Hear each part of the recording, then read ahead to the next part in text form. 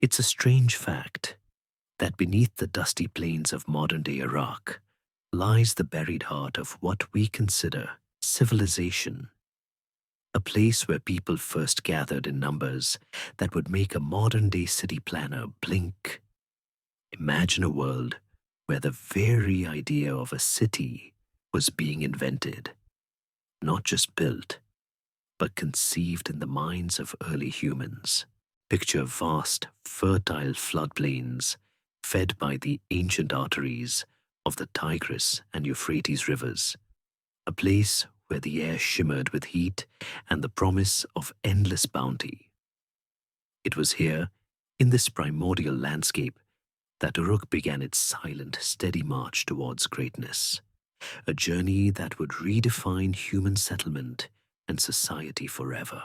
The mysteries of its origin, the forgotten names of its earliest inhabitants, linger in the air like a phantom whisper, even as we unearth their meticulously crafted tools and the faint outlines of their first permanent homes. They walked this ground, breathed this air, and left behind an indelible mark, shaping a future they could never have truly imagined. I'm glad you're here, wishing you peace, rest, and maybe a little historical inspiration before sleep. Take a moment to like the video and subscribe, but only if you genuinely enjoy what I do here. Feel free to post your location and local time in the comments below. It's always fascinating to see where everyone is tuning in from.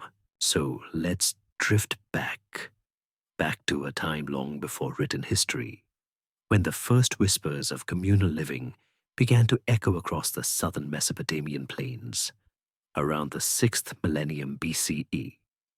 In these distant epochs, small scattered settlements, barely more than clusters of reed huts and simple mud brick dwellings, dotted the landscape. These were not cities, not yet, but the nascent sparks of what would become Uruk were already smoldering. Picture a collection of independent villages, each a tiny universe unto itself, sustained by the generous, albeit unpredictable flow of the Euphrates. The river, a life-giver and sometimes a destroyer, deposited rich alluvial silts, transforming arid earth into incredibly fertile farmland. This wasn't farming as we know it today, with precise irrigation systems and genetically modified crops. This was a constant negotiation with nature, a delicate dance of planting and harvesting in the wake of the river's ebb and flow. The people of these early settlements, proto-Urukians if you will, were mastering the fundamental skills necessary for survival. Cultivating barley and wheat, herding goats and sheep, and learning to manage the erratic floods that could bring both prosperity and ruin. Life was communal, driven by necessity and the shared struggle against the elements. There were no grand temples, no imposing walls, just the collective effort of small groups of people trying to make a living from the land. But even in these humble beginnings, a subtle shift was occurring. As agricultural techniques improved, perhaps a bit of trial and error here, a fortunate observation there, the surplus of food began to grow. And with surplus came the first glimmerings of something more complex than simple subsistence.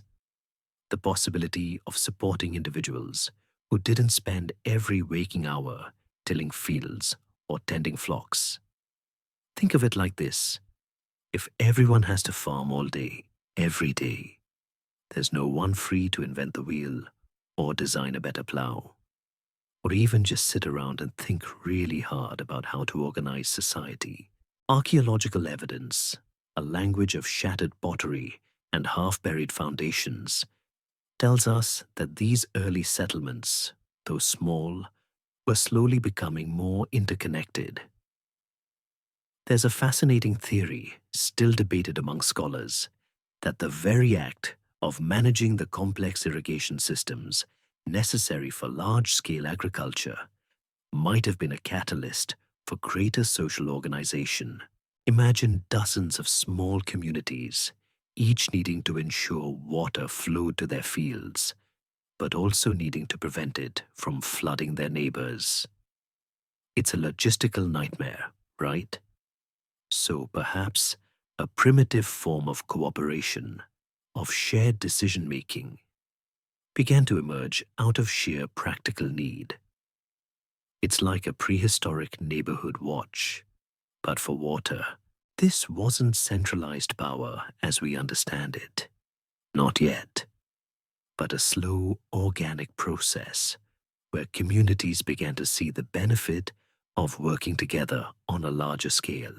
The early pottery found in these sites, often undecorated and utilitarian, speaks volumes about the priorities of the time. These weren't artistic masterpieces.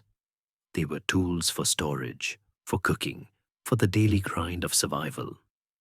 Yet, even in their simplicity, they show a progression, a gradual refinement of technique that hints at developing skills and perhaps even early specialization.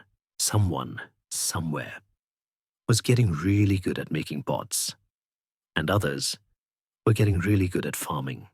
And slowly, imperceptibly, the division of labor, the bedrock of complex societies, was starting to form. These were the seeds, tiny and almost invisible, of the urban revolution that would explode in Uruk.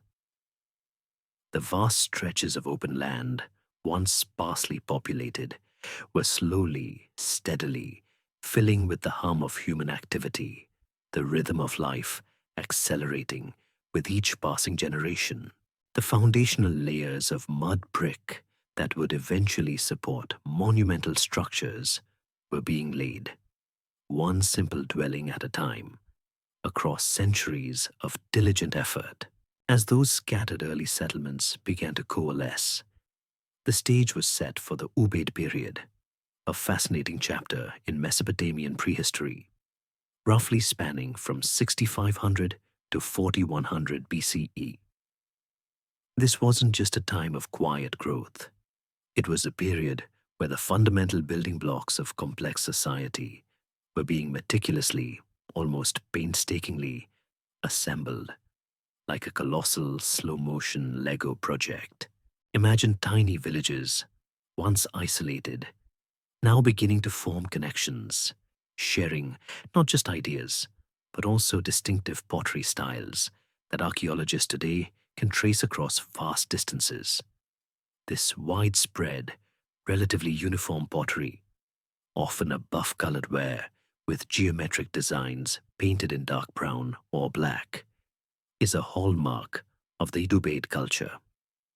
It's almost like everyone suddenly decided that stripes and zigzags were the fashion statement for their ceramic wares. During the Ubaid period, the improvements in agricultural sophistication truly began to take hold. We are talking about more than just throwing seeds on the ground and hoping for the best. This era saw the development of more advanced irrigation techniques, allowing farmers to cultivate larger areas more efficiently and reliably. They were learning to control the volatile Euphrates, not perfectly, but well enough to coax more life from its fertile banks. This meant consistent food surpluses. And as any ancient civilization will tell you, a full belly is the foundation of progress. When people aren't constantly worried about where their next meal is coming from, they have time for other things, like thinking about how to build bigger, better, or perhaps, for the truly ambitious, how to rule over others. With these agricultural advancements came the first clear signs of social stratification. It wasn't an instant transformation into a rigid class system, but rather a gradual emergence of differences in wealth and status. Think of it like a subtle ripple effect. If one family consistently produces more grain than another, they start to accumulate more resources. Over generations, this accumulation can translate into greater influence and power. Archaeological digs from Ubaid sites reveal larger, more elaborate houses for some families, alongside smaller, simpler dwellings for others. Grave goods also tell a story. Some burials contain more valuable items, indicating that not everyone was treated equally in death, suggesting they weren't equal in life either. It's like finding a prehistoric trust fund baby. Another critical development was the rise of temple structures. These weren't just simple shrines. They were increasingly large and elaborate buildings, often situated on raised platforms, suggesting their growing importance within the community. These early temples, built of mud brick, served as more than just places of worship. They likely functioned as communal storehouses for surplus goods, centers for redistribution, and perhaps even early administrative hubs. Imagine a village elder or a particularly charismatic individual taking on the role of overseeing the temple's resources. This person, with religious authority and control over the community's wealth, would naturally gain significant influence. It's the ancient equivalent of being both the pastor and the bank manager. A pretty sweet deal, if you ask me. These emerging religious and administrative centers became focal points for population aggregation. People naturally gravitated towards places that offered security, shared resources, and spiritual guidance. The scattered small villages began to merge, or perhaps new settlements grew up around these increasingly prominent temple complexes. This wasn't a forced migration, but a natural magnetic pull towards a centralizing force. You can almost imagine someone saying, "Hey, they've got better irrigation and a bigger temple over there. Let's move." And so, slowly but surely, the population density began to increase in certain favored locations. While the Ubaid period didn't give us the sprawling megalopolis that Uruk would become, it laid the essential groundwork. It perfected the agricultural techniques needed to support a large, non-farming population, developed the initial forms of social hierarchy necessary for organized labor, and established the temple as a central institution for both spiritual and temporal power. Without these foundational steps, Uruk's later explosion onto the historical scene would have been impossible. It's like the quiet, methodical work of laying rebar before pouring the concrete for a skyscraper. You don't see it when the building is finished, but it's absolutely crucial. The shift from scattered, egalitarian farming communities to more centralized, hierarchically organized proto-urban centers was subtle, almost imperceptible to those living through it. But it was profoundly transformative. The very idea of a shared public space, of collective enterprise beyond the family unit, was being forged in the heat of Mesopotamian summers and the cool damp of its fertile fields. Out of the fertile crucible of the Ubaid period, where the whispers of early communal living were slowly growing into a murmur, a truly transformative development began to take shape in southern Mesopotamia, particularly at the site that would one day be called Uruk. The rise of the Iana and Anu districts. Imagine, if you will, not just one, but two monumental centers emerging within the nascent city, each dedicated to a powerful deity, each vying, perhaps subtly, for influence, and together forming the very heart and soul of Uruk. This wasn't a sudden architectural epiphany. It was the culmination of centuries of gradual accretion, of rebuilding older, smaller shrines into something truly awe-inspiring. It's like upgrading your garden shed into a full-blown mansion and then deciding you need a second, even grander mansion right next door, just for good measure. The Iana district, dedicated to Inanna, later Ishtar, the goddess of love, war, and fertility, was arguably the more prominent and certainly the more archaeologically impressive of the two. Think of Inanna as the ancient Mesopotamian equivalent of a celebrity influencer, but with actual divine powers and a penchant for monumental architecture. As settlements around Uruk grew, so too did the devotion to Inanna, manifesting in increasingly elaborate temple complexes. These weren't just simple mud brick rooms anymore. They were vast, intricate structures, often built on immense platforms, with courtyards, halls, and countless chambers. The sheer scale of these constructions suggests a level of organized labor and communal effort that was unprecedented. Imagine thousands of people, organized into work gangs, digging, hauling, and laying millions of mud bricks under the relentless Mesopotamian sun. It's hard work, folks, and it points to a very persuasive authority figure, or figures, indeed. Concurrently, the Anu district was developing, dedicated to Anu, the sky god, considered the supreme deity in the Sumerian pantheon. While perhaps less explored archaeologically than Iana, the Anu district, with its white temple perched atop the monumental ziggurat of Anu, later Iana, still represents an incredible feat of early engineering and religious devotion. The white temple, so named for its whitewashed walls, would have gleamed in the sunlight, a beacon visible for miles across the flat plains.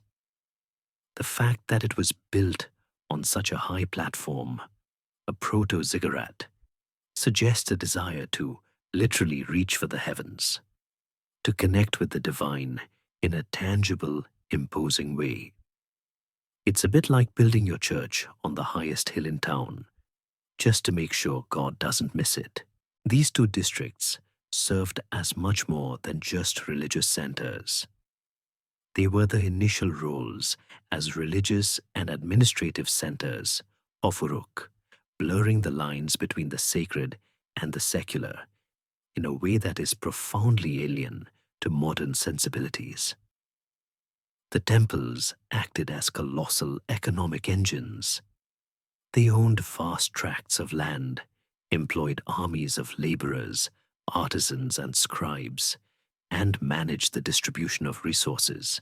Think of them as the ancient world's combination of a church, a bank, a factory, and the local government office, all rolled into one impressive package. Surplus agricultural produce, collected as offerings or taxes, was stored in temple granaries, providing a buffer against lean times and a source of wealth for civic projects. This centralized control over resources allowed for the funding of even grander construction projects, creating a feedback loop of increasing power and complexity. One fascinating aspect, still a subject of scholarly debate, is the exact relationship between these two powerful districts. Were they cooperative, working in tandem for the greater good of Uruk? Or was there a subtle rivalry, a kind of ancient urban competition to see whose god had the bigger, shinier temple? The archaeological record doesn't give us clear answers, but the presence of two distinct monumental centers suggests a complex power dynamic at play, perhaps a balance of religious authority that prevented any single faction from gaining absolute control. It's like having two major universities in one city, each with its own prestige and patronage, both contributing to the overall intellectual vibrancy, but perhaps also occasionally elbowing each other for top ranking. The very act of constructing these monumental complexes required unprecedented levels of organization. Someone had to plan the buildings, someone had to supervise the labor, someone had to ensure that the millions of mud bricks were made and transported. This demand for coordination likely spurred the development of early administrative structures, the very precursors to bureaucracy and formal governance. The temples, therefore, weren't just reflections of Uruk's growing power. They were also the engines that drove it, forcing the evolution of new societal structures to manage the sheer scale of their ambition. Their rising walls symbolized not just devotion, but the ascent of Uruk itself from a cluster of villages to a true urban marvel. As the monumental Iana and Anu districts rose, transforming Uruk's skyline, another, perhaps less visually dramatic, yet equally revolutionary, change was sweeping through its workshops: the ceramic revolution and specialization. While massive temples grab headlines, it was often the humble pottery, a seemingly mundane aspect of daily life, that quietly signaled profound shifts in economic and societal organization. Imagine, if you will, the bustling, smoky workshops of ancient Uruk, not just a few potters crafting individual artistic pieces, but rather an assembly line of sorts, churning out thousands upon thousands of utilitarian vessels. This was a direct departure from the earlier, more individualized pottery traditions, and it points to a city rapidly scaling up its production capacity. It's like going from bespoke, handcrafted mugs to an entire warehouse full of identical, mass-produced coffee cups. Less charming, perhaps, but incredibly efficient for a rapidly growing population. The star of this ceramic revolution was undoubtedly the bevel-rimmed bowl.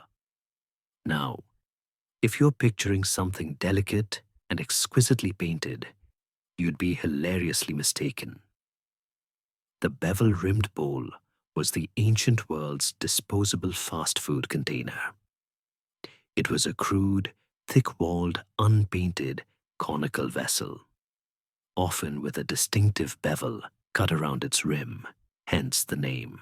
These bowls were almost certainly made in molds, or at least very rapidly formed by hand, indicating a production method geared towards speed and volume rather than aesthetic appeal. They are found in astonishing numbers at Uruk and other Uruk-influenced sites, often in layers upon layers, suggesting they were used once or a few times and then discarded. Think of them as the styrofoam cups of the 4th millennium BCE. Not exactly Instagram-worthy, but supremely practical. The sheer proliferation of these bowls signaled Uruk's economic and societal shifts in several crucial ways. Firstly, their standardized size and ubiquitous presence strongly suggest they were used for rationing or distributing food portions to a large labor force. Picture thousands of workers, perhaps engaged in the colossal task of building those temples or ziggurats we just discussed, needing to be fed quickly and efficiently. A fixed-size bowl would be perfect for handing out daily rations of grain or gruel. This implies a highly organized system of labor management, where a central authority, likely the temple administration, was responsible for feeding its workers. It's the ancient equivalent of a company cafeteria, but with less variety and probably no dessert. Secondly, the mass production of these bowls points directly to specialization of labor. No longer was every household making its own pottery. Instead, there were dedicated potters, or groups of potters, whose sole job was to churn out these functional vessels. This freed up other members of society to focus on other tasks: farming, building, administration, even perhaps early forms of bureaucratic accounting. This division of labor is a cornerstone of complex societies, allowing for greater efficiency and the accumulation of specialized knowledge and skills. It's a classic example of how solving a practical problem, how to feed a lot of people, can have profound unintended consequences for societal structure.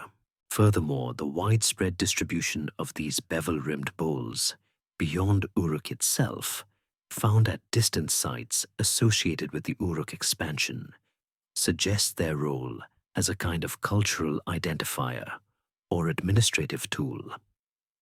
They weren't just for Uruk's internal consumption. They were part of the Uruk package that traveled with its influence, whether they were used to provision Urukian envoys, laborers sent abroad, or even as a simple, recognizable symbol of Uruk's administrative reach. Their presence is a clear archaeological marker of the city's extensive network. A fascinating, still debated, historiographic mystery surrounding these bowls is their exact purpose.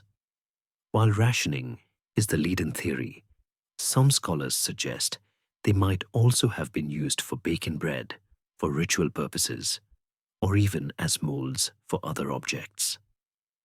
The truth is, we don't have a definitive bevel-rimmed bowl user manual from 3500 BCE. However, their sheer quantity and utilitarian nature make a strong case for their role in large-scale, centrally managed economy. What is clear is that they represent a technological and organizational leap, a stark indicator of Uruk's shift from a collection of self-sufficient villages to a truly urban, highly structured society, capable of mobilizing vast human resources. This seemingly simple piece of pottery tells a complex story of power, organization, and the daily lives of thousands of people working to build the world's first true city, from the burgeoning workshops churning out endless bevel-rimmed bowls. A profound transformation was rapidly unfolding across Uruk's landscape. The explosive urbanization and population growth. Imagine, in a relatively short span of centuries, a collection of humble agricultural settlements swelling into a sprawling, vibrant metropolis. A city whose very existence redefined what human habitation could be. This wasn't merely incremental expansion. It was a phenomenon, a magnet drawing people from the surrounding countryside like iron filings to a powerful force, creating what many scholars consider the world's first true city. The transition from scattered villages to a densely populated urban center was a dizzying acceleration of human history, a process that still fascinates and perplexes archaeologists today. It's like watching a quiet rural town suddenly become a bustling megacity, seemingly overnight, driven by some invisible, irresistible current. By the late 4th millennium BCE, particularly during the Uruk and the Thrid periods, roughly 3500–3100 BCE, Uruk reached truly astonishing dimensions. While exact population figures are always estimates, the archaeological evidence points to an unprecedented concentration of people.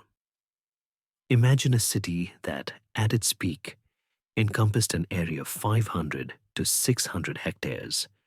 That's about 1,200 to 1,500 acres, encircled by massive defensive walls that stretched for miles.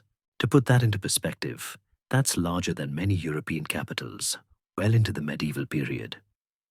Within those walls, estimates range from 40,000 to 80,000 inhabitants, and some even propose figures exceeding 100,000. Just picture the sheer density of life, the constant hum of activity, the mingling of thousands of voices, the smells of cooking fires and crowded markets. This was no sleepy village. This was a living, breathing, pulsing urban organism. The transformation from a collection of villages into a densely populated urban center wasn't accidental. Several factors converged to fuel this extraordinary growth. The previously discussed advancements in agriculture, especially the refined irrigation techniques of the Ubaid period, created a consistent and abundant food surplus.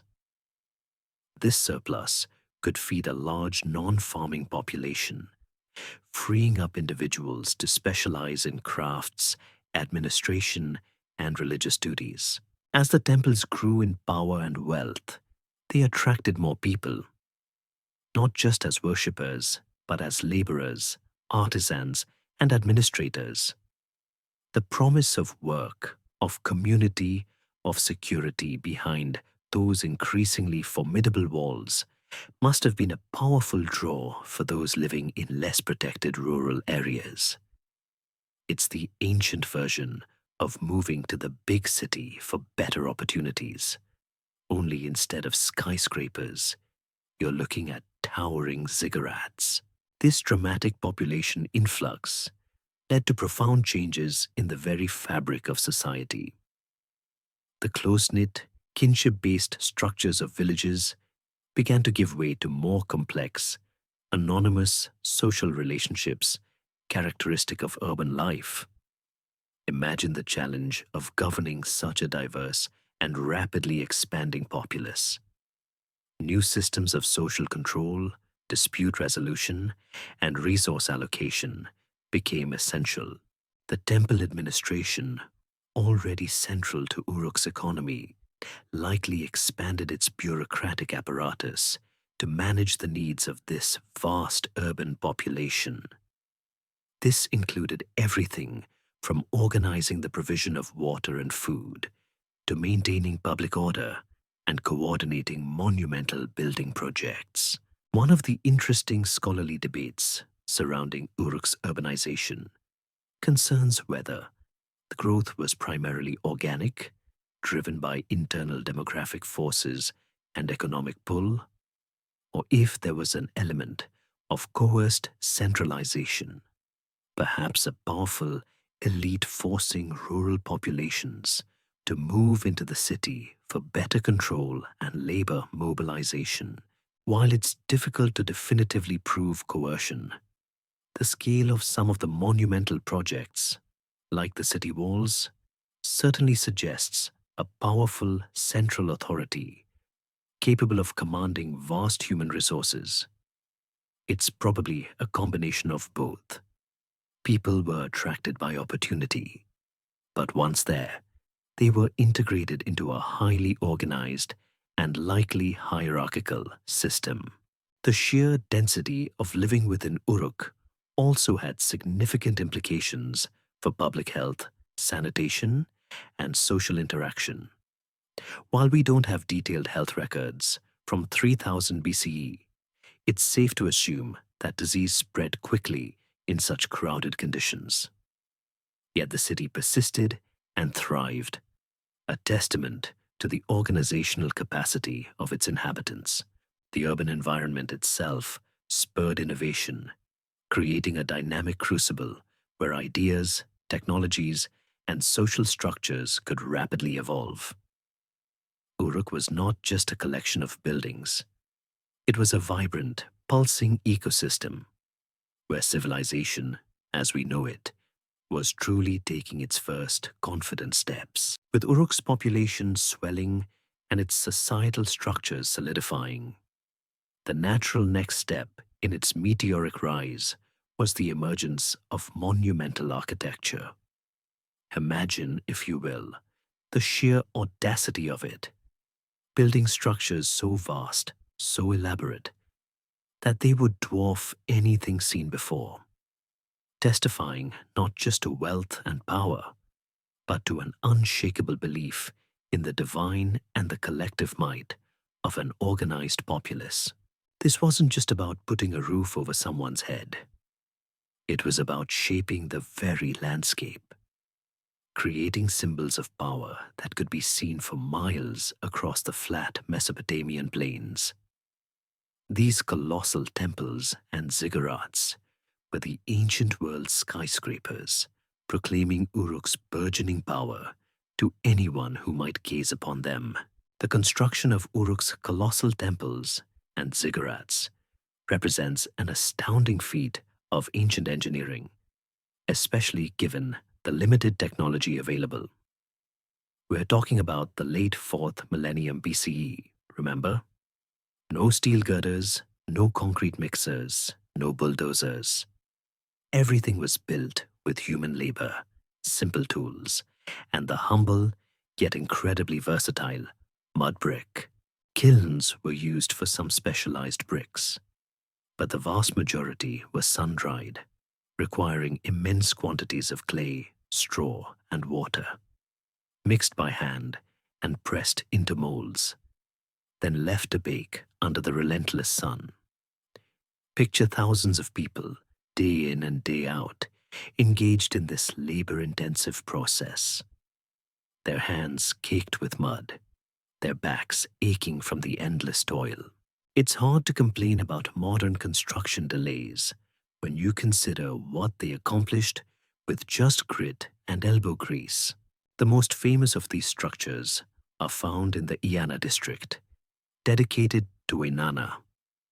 Here, archaeologists have unearthed successive layers of awe-inspiring buildings, each grander than the last. The limestone temple, for example, was a massive structure built on a raised platform, its walls constructed from imported limestone blocks, a clear indication of Uruk's ability to mobilize resources from significant distances. Then there's the cone mosaic temple, its exterior decorated with thousands upon thousands of small colored clay cones pressed into the mud plaster, creating intricate geometric patterns. Imagine the dizzying, painstaking work involved in placing each one of those cones by hand, day after day. It must have been a job that required both extreme patience and a complete lack of vertigo. But perhaps the most iconic symbol of Uruk's architectural prowess is the White Temple, perched atop the ziggurat of Anu. While the ziggurat itself was likely a stepped platform rather than a true multi-tiered pyramid in this early stage, its sheer height and mass were immense. The temple at its summit, whitewashed to brilliant effect, would have been a beacon.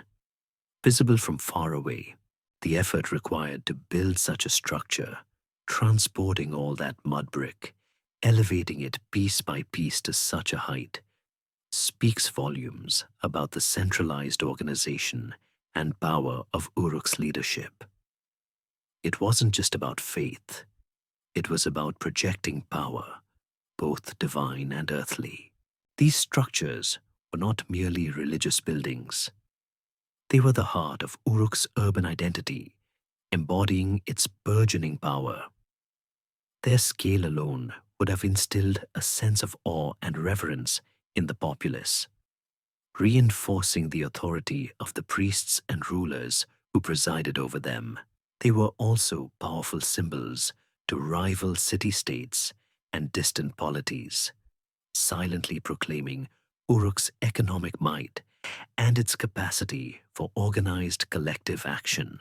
"Look what we can build," they seem to say. "Imagine what else we can do."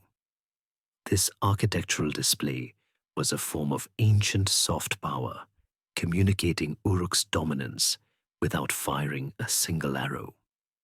A significant scholarly debate revolves around the precise function of these early monumental temples. While their religious significance is undeniable, Their role in the city's economic and administrative life is equally crucial. Were they primarily centers for cult and ritual, with economic functions as a secondary aspect? Or were they primarily economic powerhouses, with religious ideology serving to legitimize and reinforce their administrative control? The truth, as often is the case, probably lies somewhere in the middle, a complex interweaving of spiritual belief and practical governance. The temples likely served as central granaries, workshops, and administrative offices, employing vast numbers of people and managing the distribution of goods and resources across the city and its surrounding agricultural lands. Their very size necessitated a complex bureaucracy to manage their daily operations, a system that foreshadowed much later governmental structures. The air around these towering edifices would have hummed not just with prayers, but with the sounds of commerce, construction, and bureaucratic pronouncements, a vibrant testament to a city truly coming into its own. As Uruk's colossal temples pierced the sky and its population swelled, an even more fundamental revolution was quietly, almost imperceptibly, taking hold within the temple administrations and burgeoning economic centers. The birth of writing, specifically proto-cuneiform. Imagine a time when knowledge and transactions were confined to the limits of human memory or simple verbal agreements. Suddenly, a new technology emerges that allows information to be recorded, stored, and transmitted with unprecedented accuracy and permanence. This wasn't some sudden flash of genius, a eureka moment for a lone inventor. It was a slow, practical evolution, driven by the sheer complexity of managing Uruk's vast economy and its monumental projects. The story of writing begins not with poetry or epic tales, but with ledgers and receipts, because even back then, someone needed to keep track of who owed what to whom. The need for a system to manage the immense quantities of goods flowing through Uruk's temple complexes became overwhelming. How do you track thousands of sheep, countless bushels of barley, or hundreds of laborers without a reliable method of record keeping? Oral traditions simply couldn't cope with the scale. Enter the earliest forms of writing, initially appearing in the late 4th millennium BCE during Uruk's Uruk IV period. These initial attempts were not sophisticated literary works. They were purely utilitarian, economic documents. They were the world's first spreadsheets, meticulously tracking inputs and outputs. The evolution of proto-cuneiform began with simple pictograms. Picture a basic drawing of a head to represent a person, an ear of barley for grain, or a stylized ox head for cattle. These were direct representations of objects.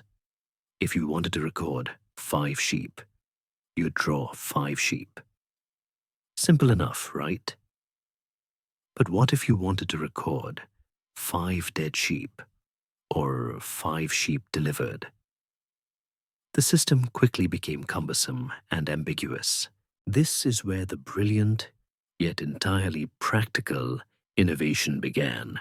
Over time, these pictograms began to become more abstract and stylized, losing their direct resemblance to the objects they represented. This was partly for efficiency. It's much quicker to draw a few lines than a detailed picture of a sheep.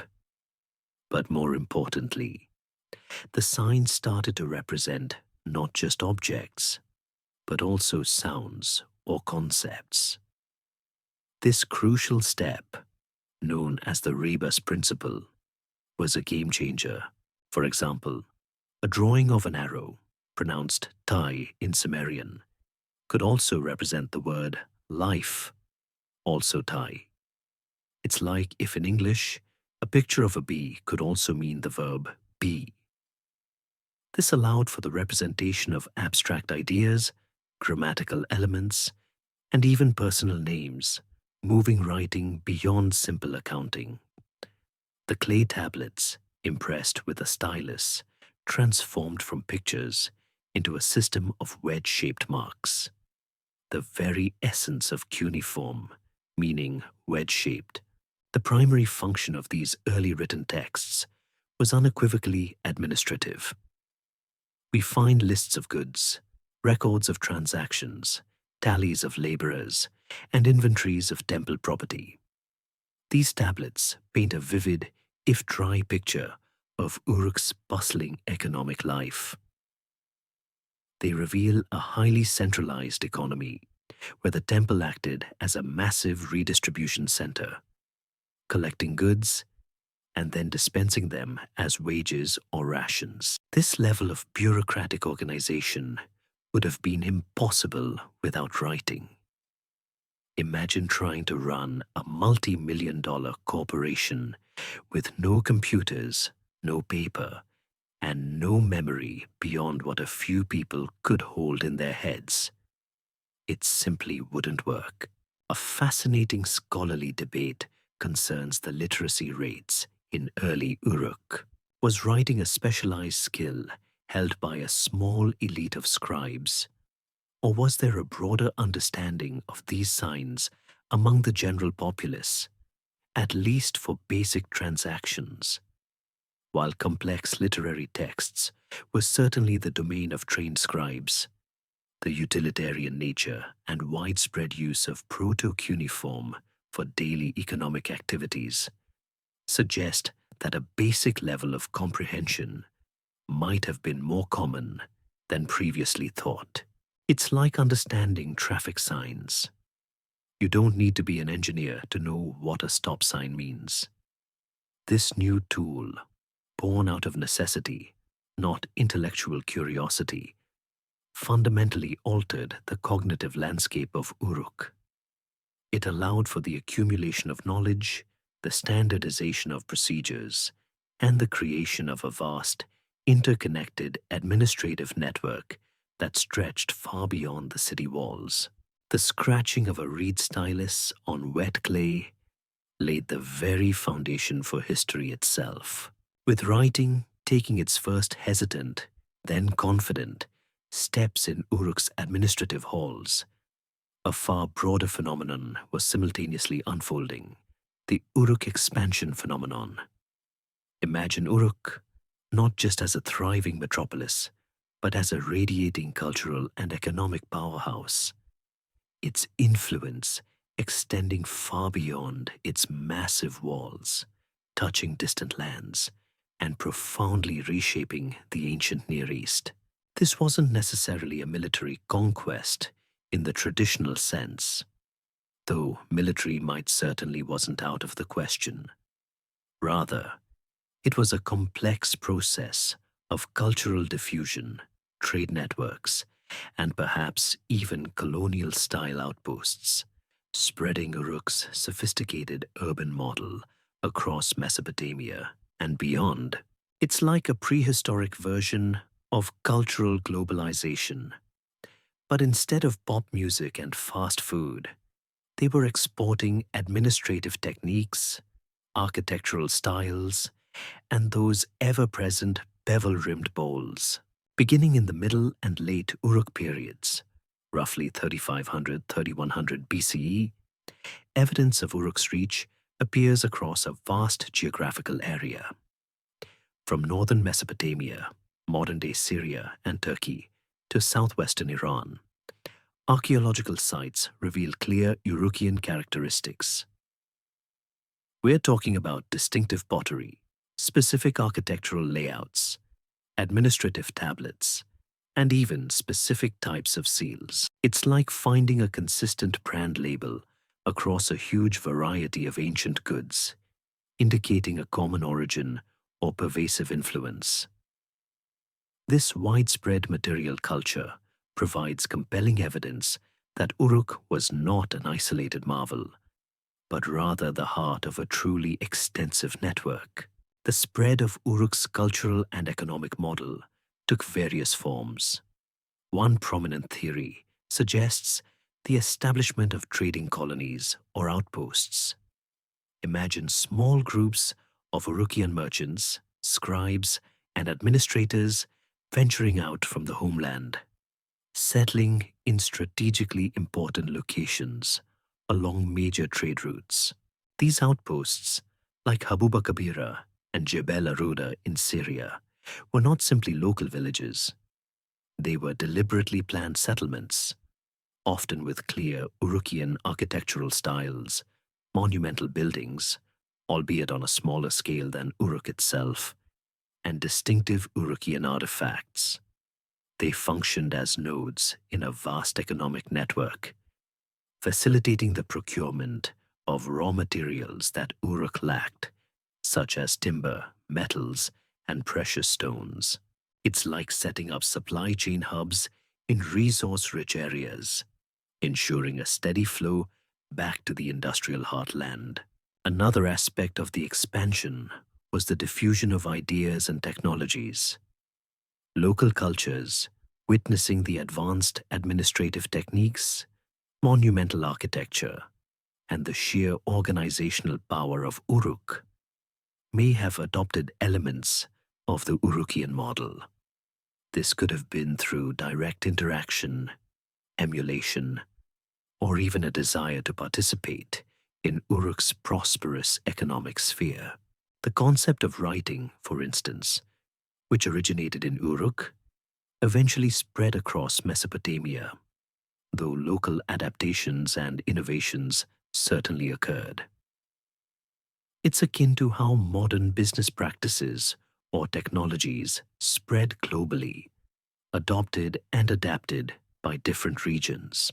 A significant historiographic mystery and ongoing scholarly debate centers on the exact nature of this expansion. Was it primarily driven by peaceful trade and cultural exchange, a kind of benign hegemon shaping its world through soft power? Or was there an underlying element of coercion, of Uruk flexing its considerable economic and perhaps even military muscle to ensure its access to vital resources? While direct evidence of large-scale military conquest is scarce for this period, it's difficult to imagine such an extensive and powerful network operating without some degree of political leverage or the implicit threat of force. The Uruk state was highly organized and clearly capable of mobilizing large populations, so it's not unreasonable to assume they could field an army if necessary. Regardless of the precise mechanisms, the Uruk expansion had a profound and lasting impact on the ancient Near East. It helped to spread the concepts of urbanism, monumental architecture, advanced administration, and writing to diverse regions, laying the groundwork for subsequent civilizations. The very idea of a complex, stratified society centered around large cities with specialized labor and extensive trade networks was solidified and propagated by Uruk's example. The ripple effects of Uruk's influence would be felt for centuries, demonstrating that even in an age without mass media, the power of a successful model could travel vast distances. The sprawling reach of Uruk's influence created a shared cultural horizon, a network of interdependencies that knitted together distant lands and laid the initial threads of a truly interconnected ancient world.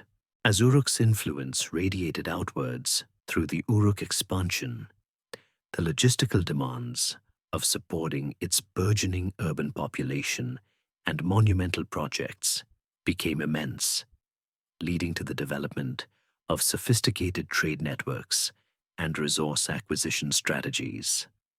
Imagine a city that, despite its fertile agricultural heartland, lacked many of the essential raw materials necessary for its advanced crafts, its monumental architecture, and even its daily life. No major sources of timber for roofs and tools, no copper for implements, no gold or lapis lazuli for adornments that symbolized status and religious devotion. Uruk became a colossal engine, constantly drawing in resources from distant lands, a testament to its organizational genius and its ability to forge connections across a vast geographical expanse. It's like a prehistoric megafactory, constantly needing raw materials to churn out its finished products, from divine statues to humble tools. Uruk's immediate surroundings, while excellent for agriculture, were poor in mineral resources and quality timber. The alluvial plains offered abundant clay for mud bricks and pottery, reeds for construction, and fertile land for crops, but little else. To sustain its growth and maintain its sophisticated lifestyle, Uruk had to look outward. This necessity spurred the development of intricate trade routes, some extending hundreds, even thousands of kilometers. These weren't paved highways with roadside diners, mind you. These were often treacherous paths across deserts, along rivers, or through mountain passes, fraught with dangers from harsh environments and potential banditry. The fact that Uruk managed to establish and maintain these networks speaks volumes about its economic power and political influence. The primary resources Uruk sought were varied and vital. For its monumental buildings, timber was crucial, especially large logs for roofing and structural supports in grand halls. These likely came from the forested mountains of the Zagros to the east, or the Lebanon and Taurus Mountains to the northwest. Imagine the immense effort required to fell these trees, fashion them into usable logs, and then transport them, perhaps by floating them down rivers or dragging them across vast stretches of land, all the way back to Uruk. It was a logistical nightmare that they somehow made work. Metals were another critical commodity. Copper, used for tools, weapons, and early implements, likely came from regions like Oman, Anatolia, or the Iranian plateau. Gold and silver, though scarcer, were prized for elite objects and offerings. These precious metals often traveled even greater distances, perhaps through multiple intermediaries, each taking their cut along the way. Think of the ancient version of a global supply chain, but without cargo ships or container terminals, just donkeys and determination. Beyond timber and metals, Uruk imported a range of other exotic materials. Precious stones like lapis lazuli, a vibrant blue stone prized for jewelry and inlay, which originated almost exclusively from Badakhshan in modern-day Afghanistan, an astonishing distance. Carnelian, obsidian, and various types of stone for cylinder seals also flowed into the city. These materials not only served practical purposes, but also symbolized status and facilitated the religious and administrative functions of the city. Owning a piece of lapis lazuli was like flashing a designer watch today. It instantly communicated wealth and connection. The mechanisms of this trade were complex, while direct expeditions by Urukian agents certainly occurred, especially to establish colonies during the Uruk expansion. Much of the trade likely involved intermediaries. Local communities along the trade routes would have acted as transporters, traders, and suppliers, creating a web of economic relationships. The invention of writing played a crucial role here. Administrative tablets from Uruk detail various transactions, demonstrating the bureaucratic oversight of these far-flung economic ventures. This allows scholars to trace albeit sometimes speculatively. The flow of goods and the organization behind it, a fascinating mainstream historical fact often discussed, is how the cylinder seal, an invention of the Uruk period, became an indispensable tool for managing these vast networks. These small carved stone cylinders, when rolled over wet clay, left a unique impression, acting as a signature, a mark of ownership, or a way to secure goods. Imagine a warehouse full of goods, each sealed with a distinctive impression, ensuring accountability and preventing tampering. This simple invention was a cornerstone of early commerce and administration, without which such extensive trade might have been impossible.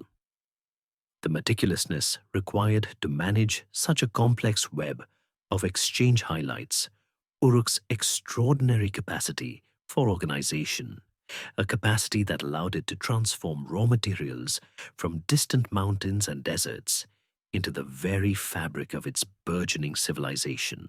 As Uruk's trade networks hummed with activity, drawing in vital resources from distant lands, the internal structure of the city was simultaneously evolving into an intricate tapestry of specialized roles and distinct social strata. This was the era of the social hierarchy and labor organization taking definitive shape, transforming Uruk from a mere collection of people into a highly structured, almost machine-like urban system.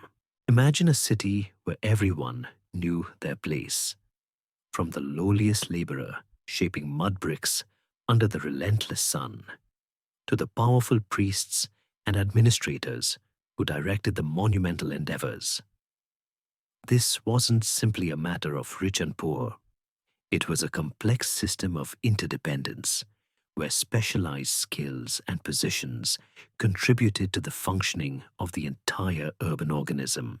It's a bit like a highly complex clock, where every tiny gear and spring has a specific job, and the whole mechanism relies on them all working in concert. At the apex of this burgeoning hierarchy stood the ruling elite, likely a combination of religious and administrative authorities.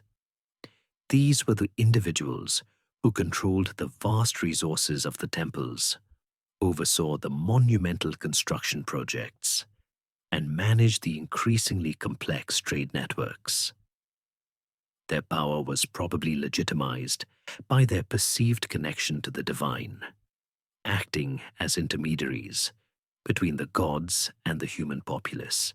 Beneath them were the scribes, a newly emerging and incredibly powerful class. With the invention of proto-cuneiform, scribes were the information managers of Uruk, meticulously recording transactions, inventories, and decrees. Their literacy granted them immense influence, making them indispensable to the functioning of the state. You could almost say they were the ancient world's IT professionals, wielding immense power through their specialized knowledge. Below these elites, Uruk boasted a highly specialized labor force. The sheer scale of construction, the Iana and Anu districts, the city walls, required thousands of dedicated workers. There were the quarrymen hauling limestone from distant sources, the mud brick makers churning out millions of bricks, the porters and boatmen transporting goods, and the countless construction workers tirelessly building the city's monumental core. But specialization extended beyond construction. We see evidence of full-time potters, their workshops producing the ubiquitous bevel-rimmed bowls and other ceramic wares. There were weavers, metallurgists, jewelers, stone carvers, and agricultural specialists managing the vast temple lands. Each individual or group of individuals focused on a specific task, contributing their expertise to the collective enterprise. This degree of specialization was a direct consequence of the agricultural surplus. When fewer people were needed for direct food production, others were freed up to pursue crafts and services, leading to greater efficiency and higher quality goods. This also fostered a more complex economy, moving beyond simple barter to systems of remuneration, likely involving rations of barley, oil, or wool. The bevel-rimmed bowls, remember, were probably used to distribute these rations, a tangible symbol of the organized system of payment for labor. The emerging class distinctions were not just about wealth, though that was certainly a factor. They were also about status, access to resources, and control over knowledge. While a common laborer might live in a small, simple dwelling, the high priest or a chief administrator would reside in a larger, more comfortable house, adorned with imported goods. Burial practices also reveal these distinctions. Some graves are much richer in grave goods than others, reflecting the social standing of the deceased. This stratification wasn't necessarily fixed. There might have been some degree of social mobility, but the overall trend was towards a more defined hierarchy. A fascinating scholarly debate revolves around the nature of labor mobilization in Uruk. Was the workforce entirely free and compensated, or was there an element of forced labor, corvée duty, or even slavery? While direct evidence for widespread slavery of the chattel type is limited for this early period, it's highly probable that a system of compulsory labor, where citizens owed a certain amount of work to the state, perhaps for a portion of the year, was in place. How else could such massive public works be accomplished without a centralized authority capable of commanding vast human resources? It's unlikely that everyone cheerfully volunteered to dig mud all day, every day, without some form of societal expectation or obligation. The very concept of organized labor on such a grand scale, managed by a burgeoning bureaucracy, represents a foundational shift in human societal organization, establishing precedents for urban life that would echo through millennia, long after Uruk's mud brick walls had crumbled back into the earth. With Uruk's social hierarchies solidifying and its labor force meticulously organized, the very concept of governance took on a new, more centralized form, epitomized by the enigmatic figure of the priest-king and early governance. Imagine a leader who simultaneously embodied the sacred and the secular, whose authority flowed from both divine mandate and practical administrative prowess, ruling over a city that was, in essence, a massive temple economy. This wasn't a separation of church and state. It was a profound fusion where religious ideology provided the ultimate legitimacy for earthly power, and the temple served as the central engine of the city's economic and political life. The priest-king was not merely a ruler. He was the spiritual shepherd and the chief executive officer, all rolled into one impressive, often intimidating package. It's like having a CEO who also claims to have a direct line to the heavens, which, let's be honest, would make those quarterly earnings calls a lot more interesting. The figure of the priest-king, often referred to as the En or Lugal in later Sumerian texts, though the precise terminology for Uruk Thopot is debated, emerged as the preeminent authority in Uruk during its peak. This leader was not just a political strongman. His power was inextricably linked to the city's patron deity, Inanna for the Yana district, and Anu for the Anu district. He was seen as the earthly steward of the god or goddess, responsible for ensuring divine favor, maintaining the cult, and overseeing the temple's vast estates. His role was to mediate between the human and divine realms, performing elaborate rituals and ensuring the prosperity of the city through proper religious observance. This blend of religious and secular authority was fundamental to Uruk's governance model. Underneath the priest-king, a complex administrative apparatus developed to manage the immense wealth and activity generated by the temple economy. This wasn't a government, as we might understand it today, with distinct ministries and departments, but rather a sprawling bureaucracy centered around the temple institutions. Think of a vast network of administrators, overseers, and scribes, all working to manage the collection of agricultural produce, the organization of labor gangs for monumental construction, the distribution of rations, and the oversight of far-flung trade ventures. The invention of writing, remember, was absolutely crucial here, providing the tools for these early bureaucrats to keep meticulous records of everything. Without those clay tablets, the entire system would have collapsed into chaos. The priest-king's responsibilities were manifold. He was the chief priest, leading rituals and ensuring the proper veneration of the gods.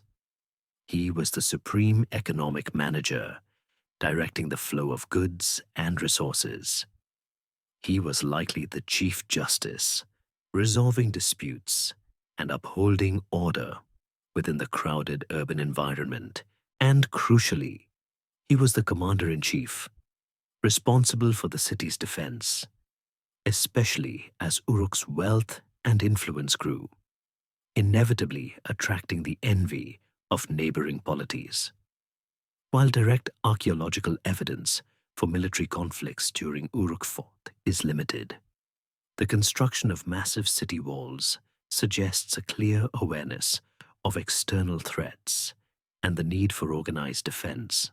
A significant open historiographic mystery surrounds the exact succession of these priest-kings and the precise nature of their authority. Was it hereditary? Were they elected by a council of elders or priests? Did their power evolve from a more communal, less centralized leadership structure? The archaeological record and later Sumerian king lists, which are often legendary in nature, provide tantalizing clues, but no definitive answers. For example, the Sumerian king list mentions figures like Enmerkar, Lugalbanda, and Gilgamesh as early kings of Uruk, blurring the lines between historical fact and mythical narrative. While these figures are often presented as kings, their roles likely encompassed this blend of religious and secular leadership, indicating that the concept of a distinct king, as we understand it, might have been a later development. This early form of governance, where religious and economic power were intertwined and concentrated in the hands of a charismatic leader and his administrative elite, proved remarkably effective for organizing a large, complex urban society. It allowed Uruk to mobilize resources on an unprecedented scale, construct its monumental temples, and project its influence across the wider region. It laid the very foundations for the later kingships and empires of Mesopotamia, demonstrating that order, prosperity, and indeed civilization itself could be forged through centralized authority, even if that authority wore a very grand and perhaps slightly absurd tiara. The magnificent efflorescence of Uruk, characterized by its towering temples, sprawling urban plain, and radiating influence, could not, however, last forever in its most expansive form. Just as surely as the sun rises and sets, the decline of the Uruk expansion became an inevitable if gradual, process, marking a significant shift in the geopolitical landscape of the ancient Near East. Imagine a great wave crashing upon distant shores with immense force, then slowly, almost imperceptibly, receding, leaving behind traces of its passage but no longer exerting its dominant power. The factors contributing to this retraction were complex and multifaceted, ranging from internal pressures within Uruk itself to the burgeoning strength of regional powers that had absorbed, adapted, or simply grown weary of Uruk's pervasive presence. It's like a massive corporate empire that, after years of aggressive growth, suddenly finds itself facing increasing competition and logistical challenges that make its global reach unsustainable. The peak of Uruk's expansion is generally placed in the Uruk IV period, c. 3300–3100 BCE. After this vibrant phase, archaeological evidence suggests a gradual pulling back, a lessening of Uruk's direct control or influence over its more distant outposts. Many of the Urukian-style settlements in regions like northern Mesopotamia and Elam, southwestern Iran, either saw a decrease in Urukian material culture, underwent significant local adaptations, or were simply abandoned. This wasn't a catastrophic collapse overnight, but rather a slow unpicking of the intricate web of connections that Uruk had so painstakingly woven. One of the primary reasons for this retraction was likely regional resistance. As Uruk's model of urbanism, administration, and resource extraction spread, it inevitably encountered existing local polities and populations. While some may have initially welcomed the economic opportunities presented by Uruk's networks, over time, the imposition of Urukian cultural norms, administrative systems, and demands for resources likely generated resentment. Imagine a local chieftain watching Urukian administrators managing his region's resources, or local craftsmen being outcompeted by mass-produced Urukian goods. It's only a matter of time before they start asking, what exactly are we getting out of this arrangement? This could have led to increased friction, localized conflicts, and a desire for greater autonomy among the peripheral regions.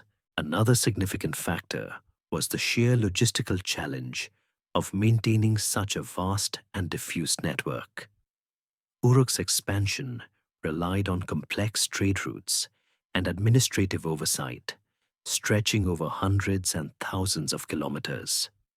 Protecting these routes, ensuring the loyalty of distant outposts, and managing the flow of goods and information would have required immense resources and a constant, vigilant effort, as communication and travel were slow and arduous in the ancient world.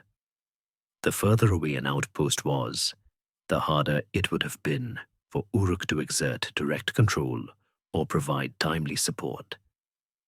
Think of it like trying to manage a sprawling empire with no internet, no telephones, and messengers who travel on foot or by donkey. It becomes incredibly inefficient and prone to break down. Furthermore, it's plausible that internal factors within Uruk itself contributed to the decline. Perhaps the strains of supporting such a large urban population and funding continuous monumental construction projects became too great. Resource depletion in the immediate vicinity of Uruk or changes in the course of the Euphrates could have put pressure on the city's agricultural base. While not explicitly documented, internal political strife or shifts in leadership could also have diverted resources and attention away from maintaining the distant expansion. There's always the possibility that the priest kings just decided they had enough on their plates at home. The scholarly debate here often centers on whether the decline of the Uruk expansion was a sign of fundamental weakness or simply a natural retrenchment. Some argue that Uruk had overextended itself, becoming too thin on the ground, making it vulnerable to local resistance and the rising power of newly emerging centers.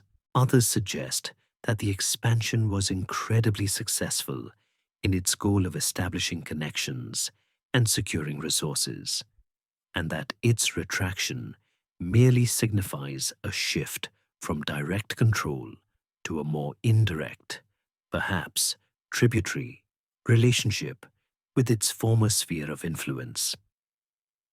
Regardless, the outcome was a more fragmented geopolitical landscape, with new regional centers beginning to assert their own identities and power. The era of Uruk as the singular, overwhelmingly dominant force was drawing to a close, paving the way for a new chapter in Mesopotamian history. As the Uruk expansion receded, leaving behind a less centralized and more fragmented landscape, Uruk itself transitioned into a new, fascinating phase, the early dynastic transition. Imagine the ripple effect after a dominant power withdraws or lessens its grip. New forces emerge, old structures adapt, and the geopolitical map begins to redraw itself. This period, roughly spanning from 2900 to 2350 BCE, marks the shift from the largely undifferentiated priest-king-led Uruk state to a Mesopotamia characterized by a multitude of independent, often competing city-states, each with its own distinct identity, ruling dynasties, and burgeoning sense of political autonomy. It's like a large, monolithic corporation breaking up into several smaller, competitive companies, each eager to carve out its own market share. Following the late Uruk period, the trend shifted towards the development of numerous smaller urban centers across Sumer. While Uruk remained a significant city, it was no longer the sole, overwhelming superpower. Instead, cities like Ur, Lagash, Nippur, Kish, and Mari rose to prominence, each developing its own distinctive political and cultural identity. This proliferation of independent new city-states was a hallmark of the early dynastic period. These cities were often walled, reflecting a period of increased intercity rivalry and conflict, a stark contrast to the more expansive, perhaps less overtly militaristic, Uruk expansion. The archaeological record shows increasing evidence of fortifications and even depictions of warfare, suggesting that the competition for land, water, and resources was becoming more intense. The governance within these new city-states also evolved. While the role of the temple remained crucial, there was a clearer emergence of secular rulers, often referred to as Lugal, great man or king, whose power derived more explicitly from their military prowess and administrative capabilities, rather than solely from their priestly functions. This doesn't mean the religious aspect disappeared. Far from it.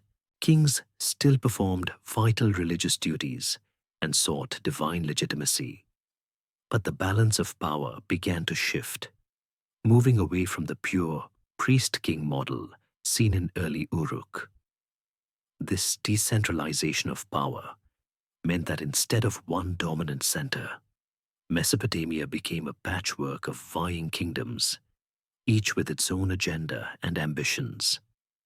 It's almost like a fragmented ancient United Nations, with each city-state holding its own seat, and not always playing nicely. This period also saw the standardization and refinement of cuneiform writing. While its origins lay in Uruk's administrative needs, during the early dynastic period, cuneiform became more sophisticated, capable of expressing a wider range of linguistic and literary forms. We see the emergence of actual historical inscriptions, royal annals, and even early literary works, suggesting that writing was no longer just for accounting. It was now a tool for propaganda, prestige, and preserving the narratives of rulers. This shift reflects the growing complexity of intercity relations and the desire of individual kings to legitimize their rule and chronicle their achievements. A significant scholarly debate concerns the exact causes of this fragmentation. Was it a natural evolution, an inevitable outcome of cities growing and developing their own distinct identities?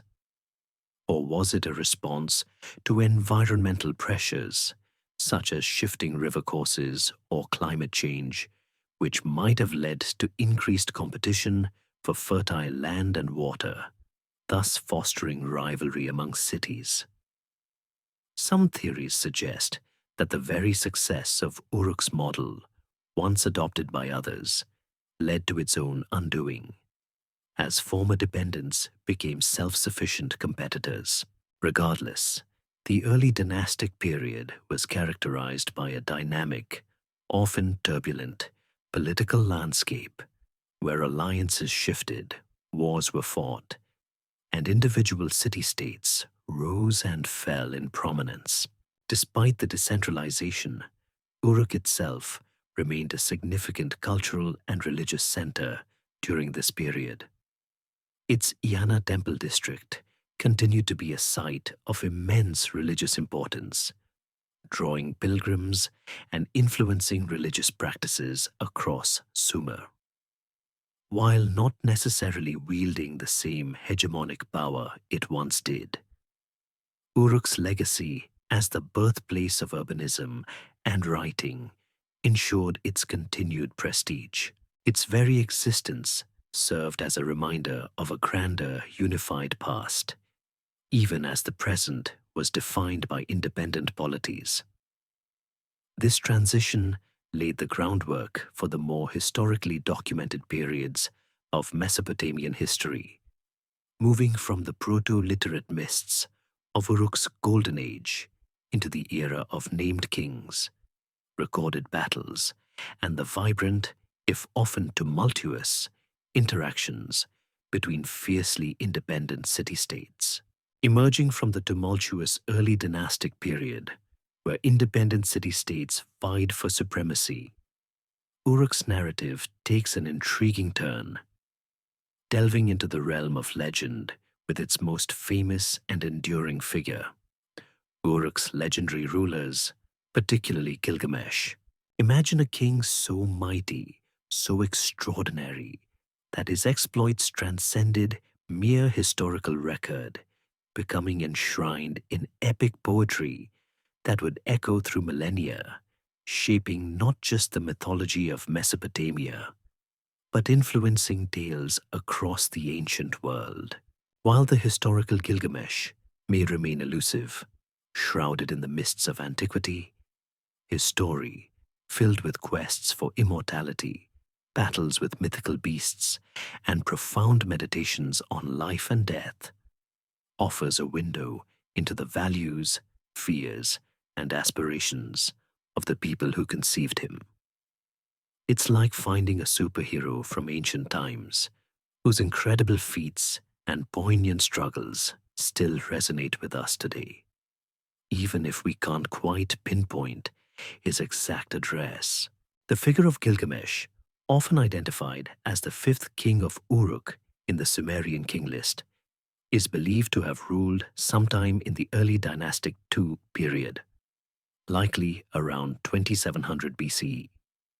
However, the line between historical fact and mythical embellishment is incredibly blurry when it comes to Gilgamesh.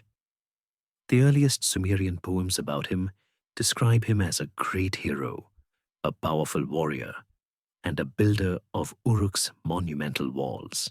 These early tales, often short and episodic, focus on individual adventures: his conflict with Aga of Kish, his journey to the cedar forest, or his descent to the underworld. They paint a picture of a king grappling with the challenges of early urban rule, from defending his city to seeking wisdom and overcoming formidable foes. However, it is the much later, more unified Epic of Gilgamesh, compiled in the Old Babylonian period, early 2nd millennium BCE, and later beautifully rendered in the standard Babylonian version, mid-2nd to mid-1st millennium BCE, that truly solidified his legend. This epic transforms Gilgamesh from a powerful human king into a semi-divine figure, 2/3 god and 1/3 man, wrestling with fundamental questions of mortality, friendship, and the meaning of existence. The epic's narrative arc is profoundly human, despite its fantastical elements. It begins with Gilgamesh as a tyrannical ruler, oppressing the people of Uruk, who cry out to the gods for relief. In response, the gods create Enkidu, a wild man raised among animals, to challenge Gilgamesh. Their initial brutal fight, a true clash of titans, ultimately leads not to destruction, but to a profound friendship. Together, Gilgamesh and Enkidu embark on incredible adventures, slaying the monstrous Humbaba, guardian of the cedar forest, and killing the bull of heaven sent by the goddess Ishtar, who, incidentally, was Inanna's later Akkadian counterpart, and a powerful deity of Uruk. Remember her from section 3? The death of Enkidu, however, profoundly affects Gilgamesh, forcing him to confront his own mortality. This existential crisis drives him on a desperate quest for immortality, a journey that takes him to the ends of the earth to find Utnapishtim, the only mortal granted eternal life after surviving a great flood. The epic tales associated with his reign are rich with symbolism and psychological depth. Gilgamesh's journey to Utnapishtim, his failure to achieve physical immortality, and his ultimate return to Uruk, changed, wiser, and accepting of his fate, underscore a central Mesopotamian understanding of the human condition. Immortality is not for mortals, but lasting fame and legacy can be achieved through great deeds and the building of enduring structures. And what structure could be more enduring than the very walls of Uruk, attributed to Gilgamesh himself? The narrative ends with him reflecting on the strength and beauty of Uruk's walls, a lasting monument to his rule, proving that even if you can't live forever, your city's walls just might. This mainstream historical fact, woven into the fabric of Uruk's history, highlights a crucial aspect of ancient kingship: the blend of actual historical figures with mythological amplification. Whether Gilgamesh was truly 2/3 god or could single-handedly wrestle bulls is beside the point. The importance lies in how his story served as a powerful cultural narrative for the people of Uruk and beyond, defining ideals of kingship, heroism, and the human struggle against fate.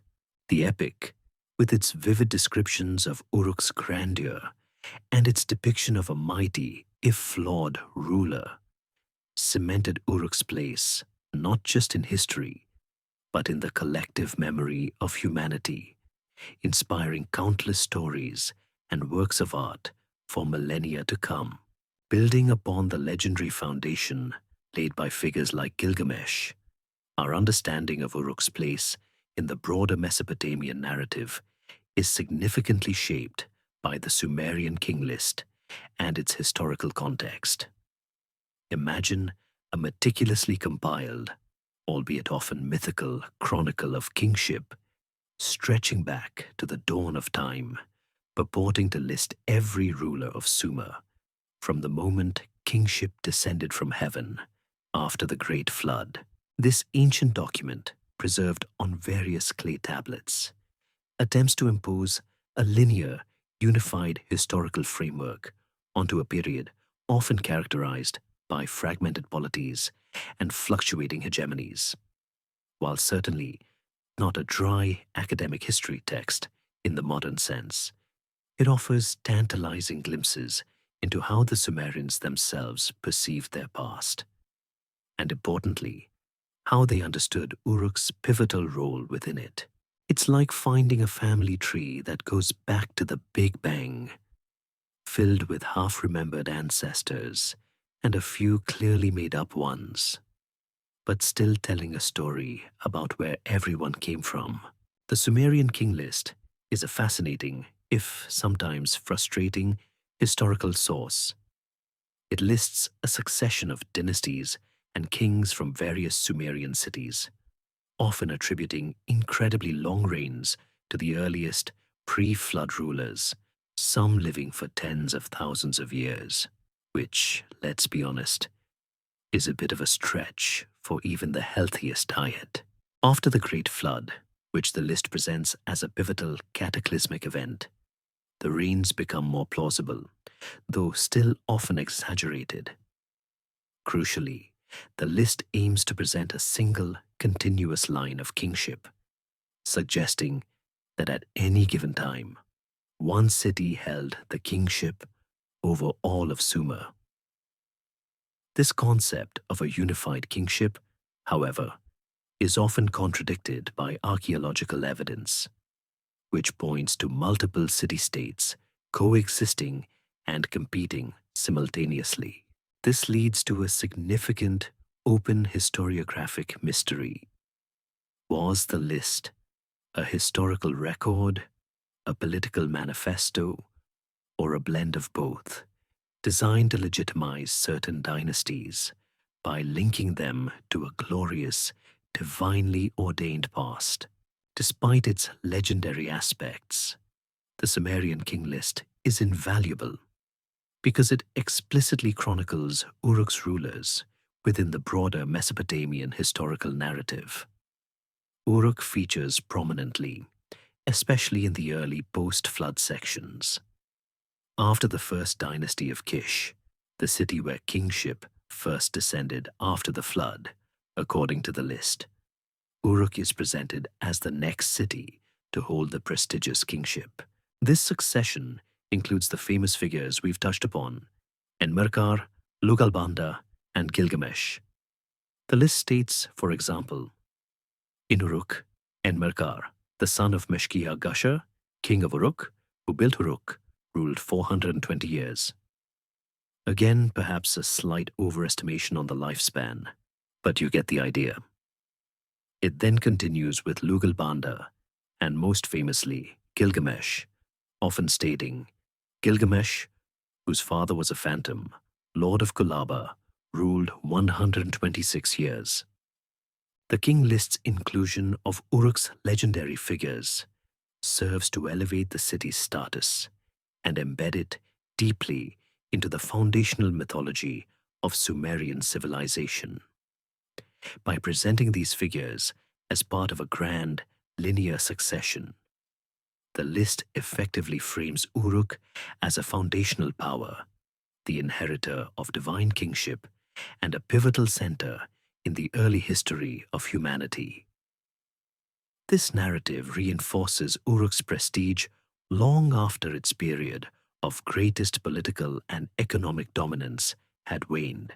It's a powerful form of cultural memory, ensuring that even if other cities rose to temporary power, Uruk was remembered as the place where urban civilization, and with it kingship, truly began. The historical context of the Sumerian king list's compilation is also critical. While the events it describes are ancient, many of the surviving copies date from much later periods, often from the Old Babylonian period, early 2nd millennium BCE, long after the early dynastic era. This suggests that the list was not merely a contemporary record, but a later attempt to make sense of, and perhaps rationalize, a complex and often chaotic past. It reflects a desire for order, a need to connect present rulers to a glorious lineage and to define a shared Sumerian identity. The fact that different versions of the list exist, with some variations in the order or duration of reigns, points to its evolving nature and its role as a flexible historical narrative rather than a rigid, factual document. Despite its historical inaccuracies, it remains an invaluable tool for understanding the Sumerians' own perception of their rich, deep past and Uruk's central, almost sacred, role within it. Beyond the towering legend of Gilgamesh, the Sumerian king list and other epic poems illuminate two other pivotal, if somewhat less globally famous figures in Uruk's early history, Lugalbanda and Enmerkar narratives. Imagine these tales not just as stories, but as ancient blueprints for ideal kingship. Adventures that explored the boundaries of human endurance, divine favor, and the very concept of urban civilization. These narratives, woven from the rich tapestry of Sumerian mythology and oral tradition, provide deeper insights into Uruk's self-perception, its foundational myths, and the qualities its people valued in their leaders, long before they were ever penned down onto clay tablets. It's like discovering the secret origin stories of founding fathers, revealing the core values they were believed to embody, even if some of the details stretch the bounds of belief. Enmerkar, often identified as Gilgamesh's grandfather or an earlier predecessor in the Sumerian king list, is a figure directly associated with the very origins of Uruk's monumental status. The epic poem Enmerkar and the Lord of Arata is particularly significant. This narrative describes a lengthy and complex diplomatic and later military rivalry between Enmerkar, the Lord of Uruk, and the unnamed Lord of Arata, a distant, resource-rich land, possibly in modern-day Iran or Armenia. The core of the conflict revolves around Uruk's desire to acquire precious materials, gold, silver, lapis lazuli, and various stones, to build and adorn its temples, particularly the Inanna shrine for Inanna. Remember how important those trade networks and resource acquisitions were for Uruk back in Section 9? This epic provides a mythical justification for exactly that. The narrative of Enmerkar and the Lord of Arata is famous for several reasons. Firstly, it features a series of back-and-forth challenges and riddles exchanged between the two lords, mediated by messengers who travel vast distances. This highlights the importance of diplomacy and communication in the ancient world, even if it sometimes involves sending a messenger on what amounts to an ancient intellectual relay race. Secondly, and perhaps most significantly, this epic contains a passage often interpreted as alluding to the invention of writing. When Enmerkar's messenger becomes too tired to deliver a complex oral message, Enmerkar himself supposedly invents writing by pressing words onto clay, stating, since the messenger's mouth was too heavy and he could not repeat it, the Lord of Kulaba, Uruk, patted some clay and put the words on it like a tablet. This makes Enmerkar, in Sumerian tradition, the progenitor of written communication, a truly monumental achievement that we explored in Section 7. This tale, therefore, weaves Uruk's quest for resources directly into the origin story of one of civilization's most crucial inventions, underscoring the practical impetus behind the development of writing. Then there is Lugalbanda, often portrayed as Enmerkar's successor and Gilgamesh's father, another legendary king of Uruk.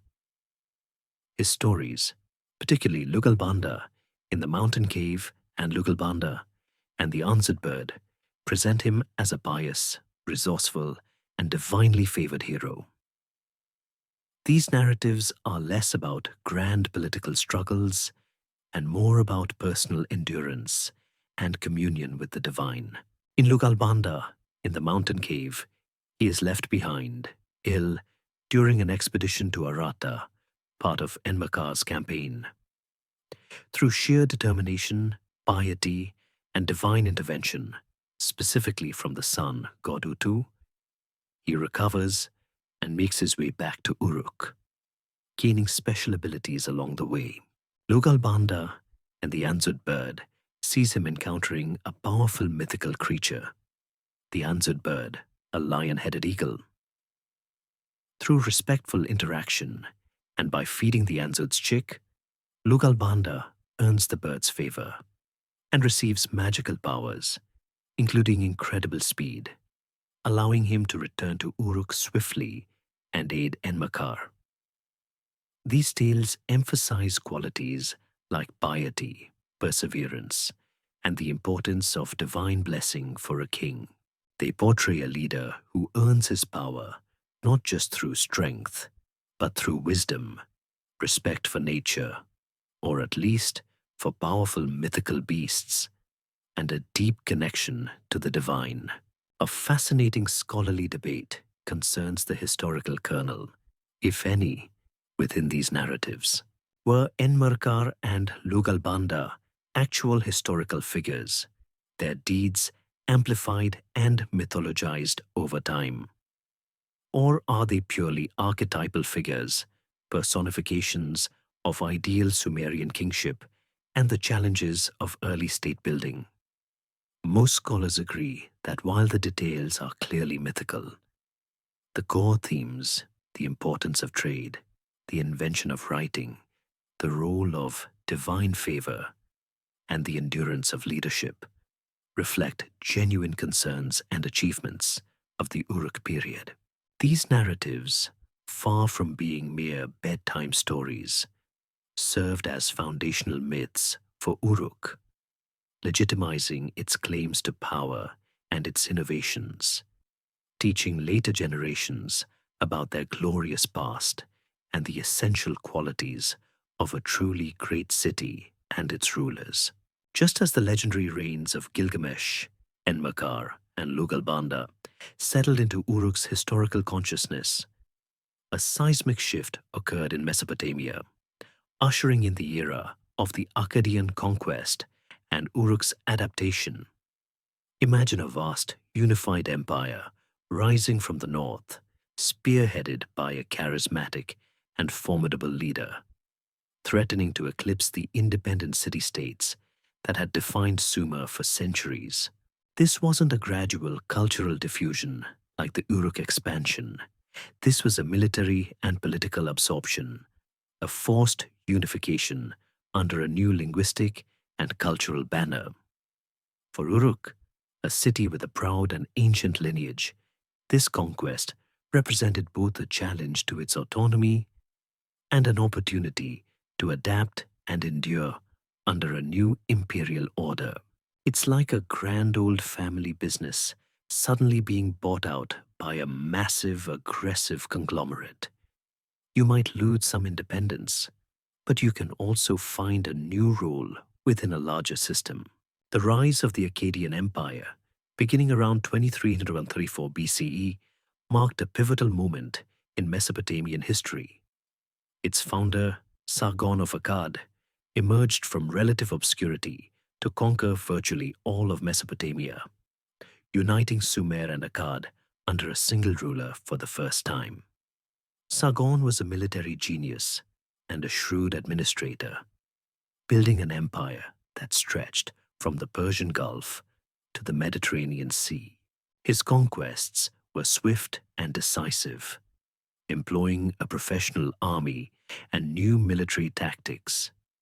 For the individual city-states of Sumer, including Uruk, this meant the end of their fiercely guarded independence and the imposition of a centralized imperial administration. For Uruk, A city that had once been the primary engine of urbanization and cultural influence, the Akkadian conquest meant becoming a part of a larger empire.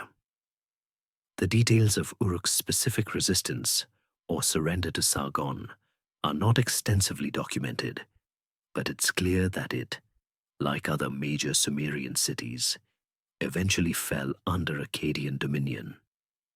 This presented a unique challenge to a city so deeply rooted in its own Sumerian identity and its long tradition of local autonomy. How do you maintain your prestige and cultural integrity when a new foreign power is dictating terms? Uruk's response was one of adaptation. Instead of being completely destroyed or abandoned, Uruk continued to exist and even thrive under Akkadian rule. The Akkadians, while imposing their own language, Akkadian, a Semitic language, and certain administrative practices, were also keen to legitimize their rule by respecting existing religious traditions and incorporating aspects of Sumerian culture. This meant that the great temples of Uruk, particularly the Iana district, likely continued to function, albeit under Akkadian oversight. The cult of Inanna, Ishtar in Akkadian, remained strong, and Akkadian rulers often made offerings to the Sumerian gods, demonstrating a pragmatic approach to governance that recognized the deep religious sensibilities of the conquered populations. A significant mainstream historical fact regarding this period is the role of Akkadian daughters being appointed as high priestesses in important Sumerian cult centers. For example, Sargon's daughter, Enheduanna, was appointed as the high priestess of the moon god Nanna in a very prominent position. While we don't have explicit records of an Akkadian princess serving in Uruk, it's highly probable that similar measures were taken to integrate the city into the imperial structure and ensure its loyalty. This strategy blended religious authority with political control, a familiar concept to Uruk given its own history of priest-kings. However, the Akkadian period wasn't without its tensions.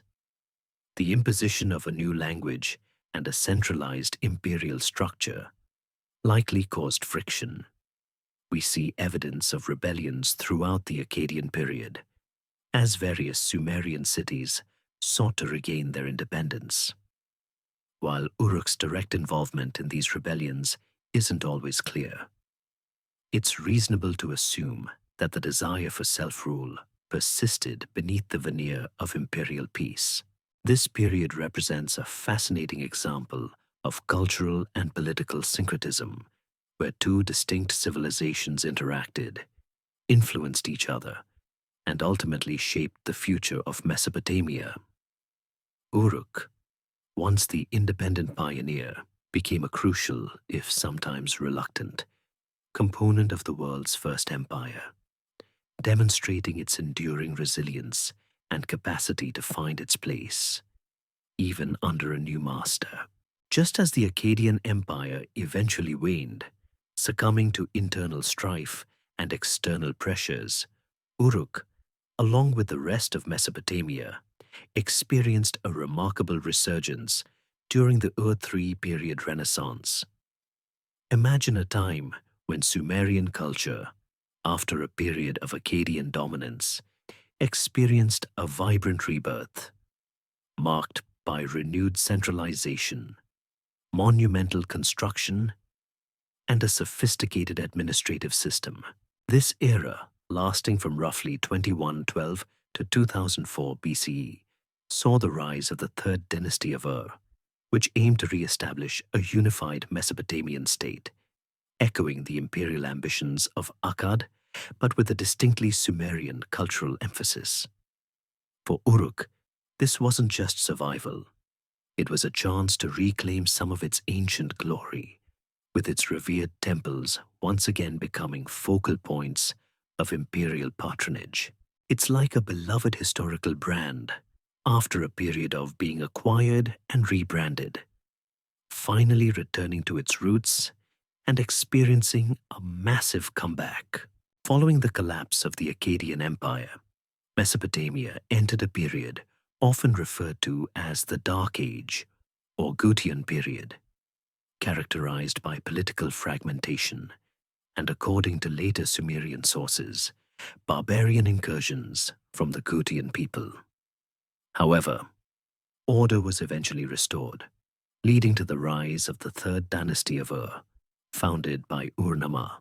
Ur-Nama and his successors embarked on an ambitious program of state building, aiming to create a highly centralized empire that controlled much of Mesopotamia. This was a period of renewed temple building and administrative centralization, a conscious effort to revive and even surpass the glories of earlier eras, particularly the Uruk-Mafo period and the Akkadian Empire. For Uruk, the Ur-3 period was a time of significant revitalization. Its ancient Eanna precinct, sacred to Inanna, received considerable attention and investment from the Ur-3 kings. Ur-Nama, in particular, was a prodigious builder, known for constructing or restoring ziggurats across his empire. The Great Ziggurat of Ur is the most famous example, but archaeological evidence indicates that similar projects were undertaken at Uruk. Imagine the dusty ruins of older temples being cleared, and new, even grander structures rising in their place, financed by the imperial treasury and built by organized labor gangs. This imperial patronage underscored Uruk's enduring religious importance as a cult center, even within a newly centralized political structure. The administrative system of the Ur-3 Empire was incredibly sophisticated, arguably the most bureaucratic of the ancient world to that point. It relied heavily on the cuneiform writing system, which was perfected during this period. Thousands upon thousands of administrative texts have been recovered, detailing everything from grain disbursements and livestock movements to labor assignments and tax collections. This level of meticulous record-keeping speaks to a highly organized, centrally controlled economy. Uruk, as a major provincial capital and a vital religious center, would have been a crucial node within this vast administrative network. Its scribes and administrators played a key role in managing the flow of resources and information within the empire, ensuring that the central government in Ur could effectively govern its far-flung territories. A significant mainstream historical fact from this period is the construction of massive defensive walls, or rather, the maintenance and enhancement of existing ones around many Ur-3 cities, including Uruk. While the empire aimed for internal stability, external threats from nomadic groups and rival powers were a constant concern. The monumental walls of Uruk, already ancient by this time, would have been maintained and possibly reinforced, demonstrating the city's strategic importance and the empire's commitment to its defense. This wasn't just about protection. It was also a visible symbol of state power and the organized capacity of the empire.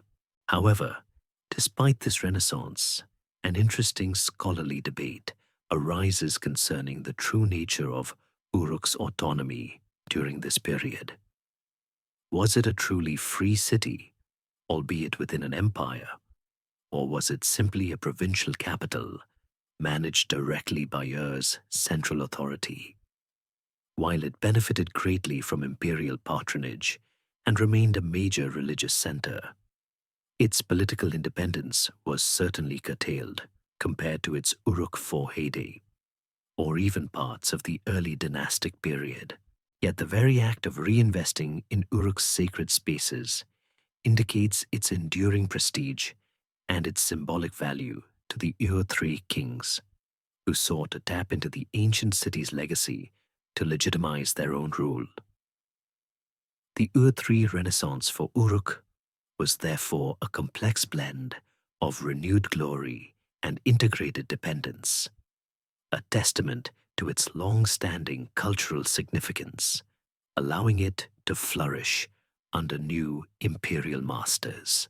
No sooner had Uruk basked in the reflected glory of the Ur-3 Renaissance than the Mesopotamian stage shifted yet again, plunging the region into the tumultuous Isin-Larsa period, shifting powers. Imagine a time of intense political fluidity, where the grand, unified empire of Ur-3 fractured into competing regional kingdoms, each vying for control, land, and influence. This era, spanning roughly from 2004 to 1763 BCE, was characterized by a constant ebb and flow of power, with cities rising to temporary dominance only to be challenged and eclipsed by others. For Uruk, this meant navigating a complex political landscape, no longer part of a stable empire, but caught between powerful neighbors, often becoming a prize in their struggles for supremacy. It's like being a valuable piece on a chessboard, constantly being eyed and moved by different ambitious players.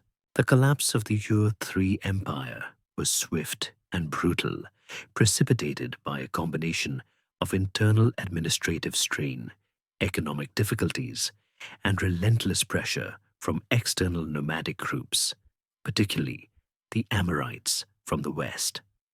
With the central authority of Urgon, a power vacuum emerged, and former provincial governors and local dynasts quickly asserted their independence. This led to the proliferation of numerous independent city-states, the most prominent of which were Isin and Larsa, hence the period's name. These two cities, along with Babylon, Eshnunna, and others, engaged in a protracted struggle for hegemony over Sumer and Akkad. During this period, Uruk found itself in a precarious position, strategically located in southern Mesopotamia, making it a coveted possession for any aspiring regional power. Its ancient lineage, its monumental temples, and its fertile agricultural lands made it a valuable asset. The city often became a flashpoint, changing hands between Isin and Larsa multiple times. Imagine the city's inhabitants enduring sieges, occupations, and the constant uncertainty of whose banner they would wake up under each morning. It must have been a rather unsettling time, to say the least. The rulers of Isin and Larsa, in their quest for legitimacy and power, often paid homage to the traditional Sumerian cultural and religious centers. Uruk, with its revered Iana temple, remained a profoundly important cult site. Kings from both Isin and Larsa would boast of their efforts to rebuild or restore Uruk's temples, seeking divine favor and demonstrating their piety to the wider Sumerian world.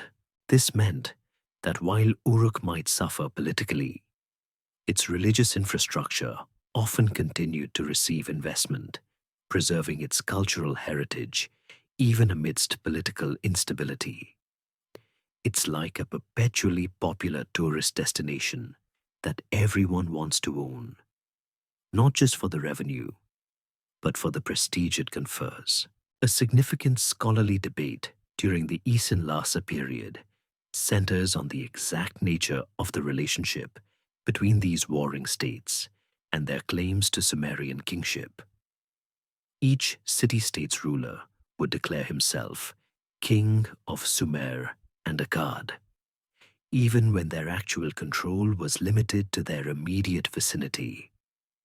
This highlights a continuity of ideology from the Ur-3 period, the idea of a unified Mesopotamia, even if the reality was one of constant fragmentation. Uruk's role in these claims was often passive, but crucial. Whoever controlled Uruk could claim a stronger link to the ancient Sumerian heritage and its revered religious sites. This era was not just defined by conflict, however. It also saw continued cultural development, particularly in literature, with the copying and composition of many Sumerian literary works. The legal code of Lipit Ishtar of Isin, for example, is a testament to the ongoing sophistication of Mesopotamian law. Despite the political fragmentation, the underlying cultural continuity of Sumerian civilization remained strong, nurtured in cities like Uruk that managed to persist through the shifting tides of power. The city of Uruk, once a singular dominant force, now existed as a highly prized, if often contested, jewel in a crown that was constantly changing hands. Its ancient resilience was put to the test, but its sacred foundations ensured its survival, albeit in a world far more complex and dangerous than its initial flourishing. Just as the political landscape of Mesopotamia continuously shifted during the Isin-Larsa period, Uruk, along with its contemporaries, eventually faced the long, drawn-out process of the old Babylonian decline and legacy.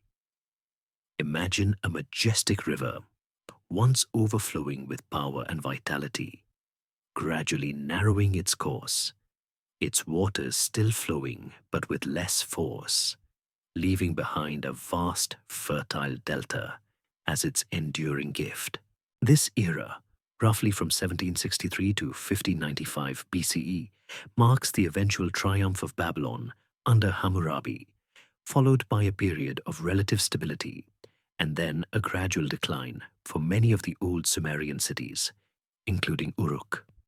While Uruk never entirely disappeared from the map, its role as a dynamic, leading urban center waned, giving way to new powers and new cultural paradigms, though the seeds it had sown would continue to bear fruit for millennia.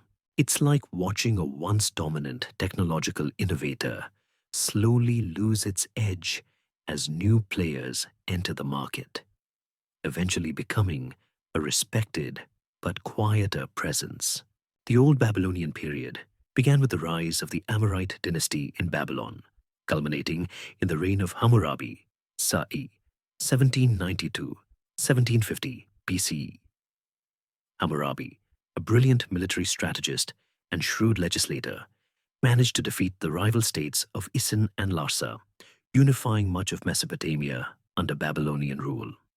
For Uruk, this meant yet another change of overlord, while Hammurabi often presented himself as a benevolent ruler and continued to invest in the restoration of temples, including those in Uruk.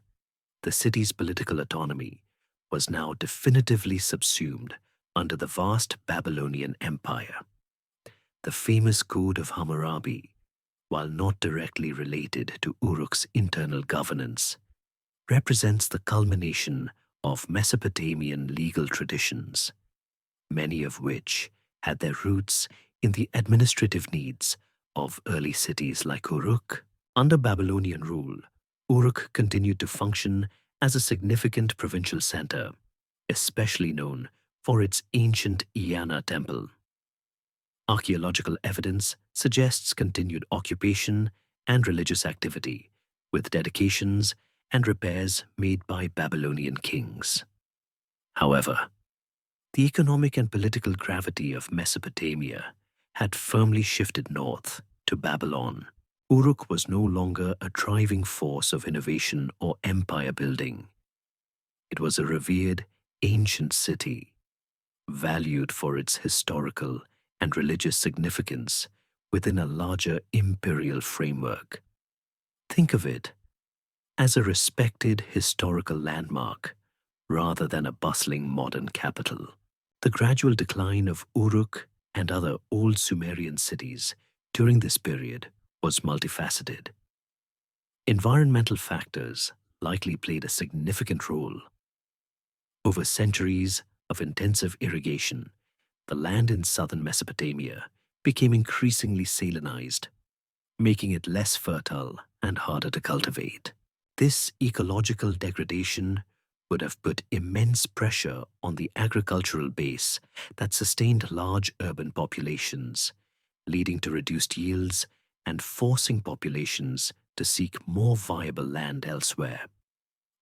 Imagine a farm where the soil slowly becomes poisoned, making it harder and harder to grow crops, eventually forcing families to move. Furthermore, political instability following Hammurabi's reign contributed to the decline. Successive Babylonian kings struggled to maintain control over the vast empire, facing internal rebellions and external pressures from groups like the Kassites. These periods of instability would have disrupted trade routes, weakened central authority, and made life in the southern cities increasingly difficult. People might have migrated north towards more stable regions or smaller, more manageable settlements. Despite this decline, Uruk left an indelible legacy. The very concept of urbanism, monumental architecture, advanced administration, and above all, writing, had originated or seen its first major flourishing in Uruk. These innovations were not lost. They were absorbed, adapted, and further developed by successive Mesopotamian civilizations, including the Babylonians. The scribal traditions that began with proto-cuneiform in Uruk continued to evolve, giving rise to the vast corpus of Sumerian and Akkadian literature, legal codes, and scientific texts that defined Mesopotamian civilization. Uruk's temples continue to serve as repositories of ancient knowledge and religious practice, ensuring the continuity of cultural traditions. An interesting scholarly debate here is whether the decline was truly a decline or merely a transformation. While its political and economic dominance faded, Uruk's cultural and religious influence as a venerable ancestor of Mesopotamian civilization continued to resonate. The old city, though perhaps quieter than its roaring past, remained a silent testament to its profound contributions, its very stones, whispering tales of human ingenuity and resilience across the changing tides of empires. Even as the Old Babylonian period saw many of the ancient Sumerian cities wane, Uruk, with its deep roots and enduring religious significance, experienced intermittent periods of renewed vitality. One such notable resurgence occurred during the Neo-Babylonian revival.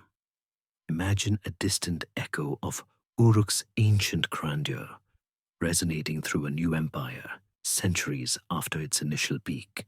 This period, roughly from 626 to 539 BCE, saw a powerful new Babylonian empire rise, conquering the Assyrians and re-establishing Mesopotamian dominance. For Uruk, this meant a renewed wave of royal patronage, significant rebuilding efforts, and a brief, yet significant, return to prominence as a major cultic center. It's like a beloved but aging rock star staging a hugely successful comeback tour, reminding everyone of their enduring appeal. The Neo-Babylonian Empire, under formidable rulers like Nabopolassar and most famously Nebuchadnezzar II, embarked on ambitious building programs across Mesopotamia, while Babylon itself was transformed into a dazzling imperial capital. These kings also invested heavily in the ancient cult centers, understanding that the legitimacy of their rule was tied to the favor of the gods and the respect for long-standing religious traditions. Uruk, with its sacred Iana precinct and its deep association with the goddess Ishtar, the Akkadian equivalent of Sumerian Inanna, was a prime beneficiary of this royal attention. During this period, there was renewed construction and religious activity in Uruk. Archaeological excavations have revealed extensive rebuilding and restoration efforts in the Iana district. The temples, many of which had fallen into disrepair during the intervening centuries of instability, were refurbished and expanded. New walls, courtyards, and cultic structures were added, all reflecting the architectural styles and religious fervor of the Neo-Babylonian era. Imagine new generations of craftsmen and laborers, perhaps speaking Akkadian, but deeply aware of the ancient Sumerian legacy, working to restore the sacred spaces that had stood for millennia. This wasn't just maintenance. It was a conscious effort to revitalize the city's spiritual heart. Kings like Nabopolassar and Nebuchadnezzar II left numerous inscriptions detailing their pious acts, including their building activities in Uruk. These inscriptions often highlight their devotion to Ishtar and other deities, explicitly linking their imperial power to divine approval. This not only provided tangible evidence of royal patronage, but also solidified Uruk's position as a crucial religious site within the empire. It's almost as if the emperors were trying to collect spiritual merit badges by investing in these ancient holy places. Beyond the grand temple constructions, the Neo-Babylonian period also saw continued scribal activity in Uruk. Thousands of administrative and legal texts from this era have been found, detailing the day-to-day economic life of the city. These documents show a vibrant community, still engaged in agriculture, trade, and various crafts, albeit now under the centralized administration of the Neo-Babylonian Empire. The cuneiform script continued to be used, though often by now for Akkadian rather than Sumerian, reflecting the linguistic shift that had occurred over the millennia. An interesting scholarly debate concerns the extent to which this revival truly restored Uruk to its former glory. While there was undoubtedly significant investment and activity, it was primarily driven by imperial decree from Babylon, not by Uruk's inherent political or economic autonomy. Uruk functioned as a provincial center, albeit a very important religious one.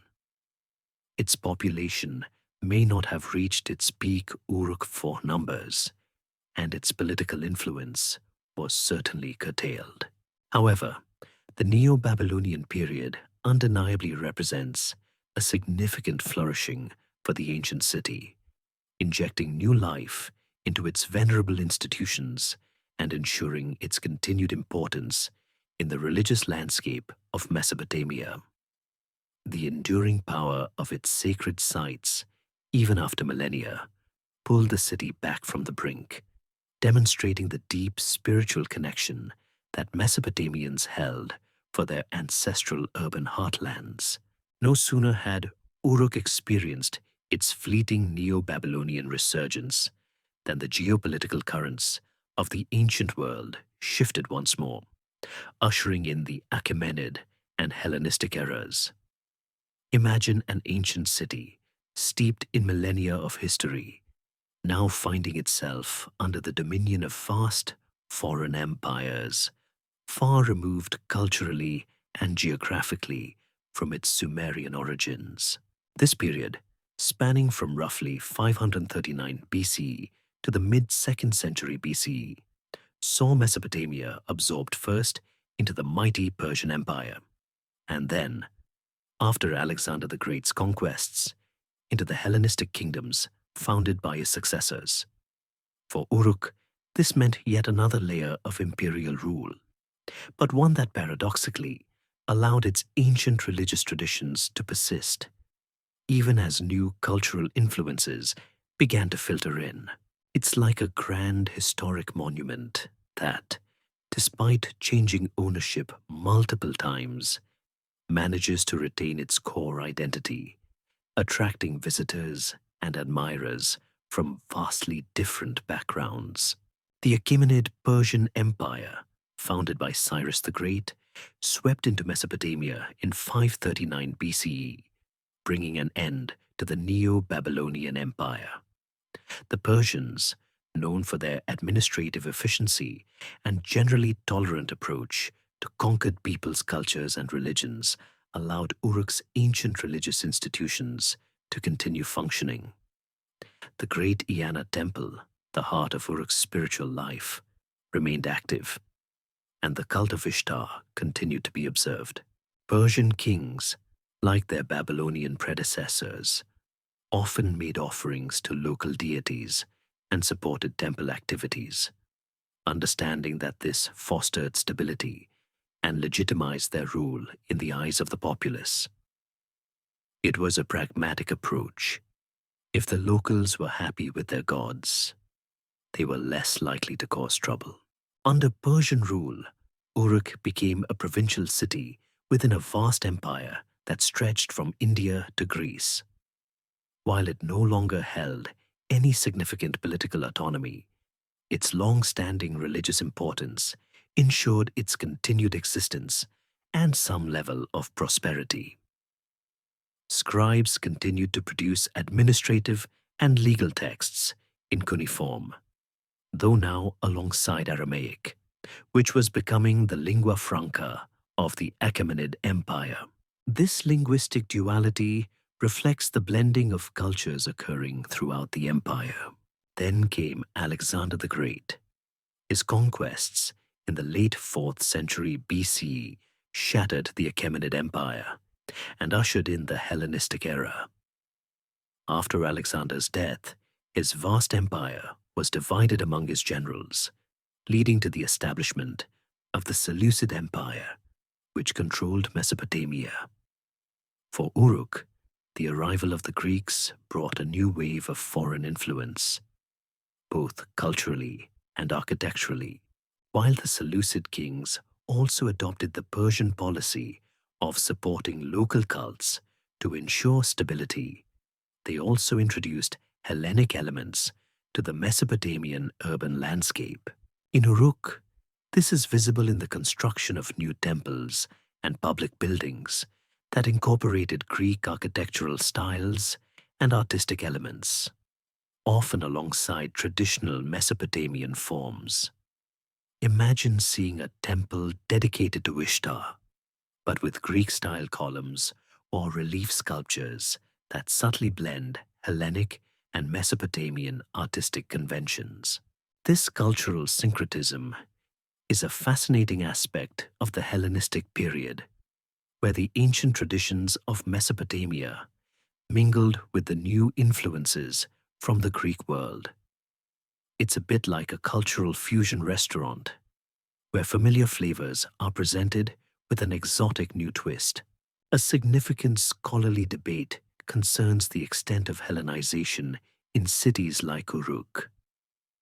While some Greek cultural elements were clearly adopted, particularly in elite circles and new administrative centers, the vast majority of the population likely continued their traditional way of life, speaking their native languages, Akkadian and Aramaic, and worshipping their ancestral gods.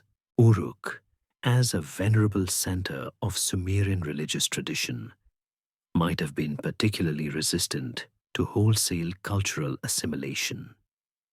Its enduring importance lay in its continuity, its connection to a deep, ancient past that even foreign rulers felt compelled to acknowledge. The Iana temple, after thousands of years, remained a beacon of devotion, a powerful testament to the resilience of Uruk's spiritual identity, even as the names of its overlords changed from Sumerian priest kings to Persian shahs and Greek generals. As the Hellenistic influence gradually waned, Uruk found itself entering its final significant period of activity under the Parthian period, final flourish. Imagine a venerable old city having weathered millennia of conquests, cultural shifts, and changing empires, experiencing one last noticeable surge of life before its ultimate descent into obscurity. This era, lasting from roughly the mid-2nd century BCE to the 3rd century CE, saw Mesopotamia become a crucial frontier zone between the Roman Empire to the west and the Parthian Empire to the east. For Uruk, nestled within this contested territory, it meant a continued, if somewhat diminished, role as a religious center, still attracting pilgrims and maintaining its ancient cults, but now primarily defined by its past glories rather than its present political power. It's like a grand old theater that, while no longer hosting major new productions, still puts on beloved classics for a dedicated audience. The Parthian Empire, a formidable power with a blend of Persian and nomadic traditions, gained control of Mesopotamia from the Seleucids. Unlike the more Hellenized Seleucids, the Parthians often adopted a policy that was, in some ways, more deferential to local traditions, particularly religious ones, as long as taxes were paid and order maintained. This approach allowed Uruk's ancient religious institutions to continue their operations with relatively little interference. The great Iana temple complex, astonishingly, remained a vibrant center of worship for Ishtar, Inanna, a testament to the incredible longevity of its cult. During this final flourish, archaeological evidence from Uruk reveals ongoing construction and renovation within the Iana precinct. While not on the scale of the Uruk IV period or even the Neo-Babylonian revival, these efforts demonstrate continued investment and a committed priesthood. New temples, often with Parthian architectural features but still dedicated to Mesopotamian deities, were erected. Imagine a blend of styles where ancient Mesopotamian forms might meet with Iranian influences, creating a unique synthesis. The continuation of cuneiform texts, though by now almost exclusively religious or astronomical in nature, and written by a highly specialized priestly class, is particularly remarkable for this period. These late cuneiform tablets from Uruk provide invaluable astronomical observations and ritual texts, showing that the intellectual traditions born in Uruk thousands of years earlier were still, incredibly, being maintained. Uruk's role in the Parthian period appears to have been primarily as a major cult center, attracting pilgrims from across Mesopotamia. Its ancient ziggurats and temples, though perhaps weathered by time, would have remained impressive symbols of a glorious past, drawing those seeking spiritual connection to its hallowed ground. The city likely benefited from the economic activity generated by these pilgrims and the endowments of the temples themselves. While Uruk was no longer a political powerhouse or a center of empire, its spiritual gravity remained immense. It's a bit like Rome or Jerusalem in later periods, cities whose power was derived not from their armies or treasuries, but from their profound religious significance. An interesting scholarly debate concerns the exact circumstances leading to the eventual abandonment of Uruk after the Parthian period. Was it a gradual process of decline, fueled by changing river courses, environmental degradation, like salinization, which we discussed earlier, or a simple shift in regional demographics? Or was it precipitated by a more dramatic event, such as a major invasion or a shift in imperial policy? While there's no single, universally accepted answer, the increasing instability in Mesopotamia as it became a battleground between the Parthian and later Sasanian empires, and the Roman Empire certainly didn't help.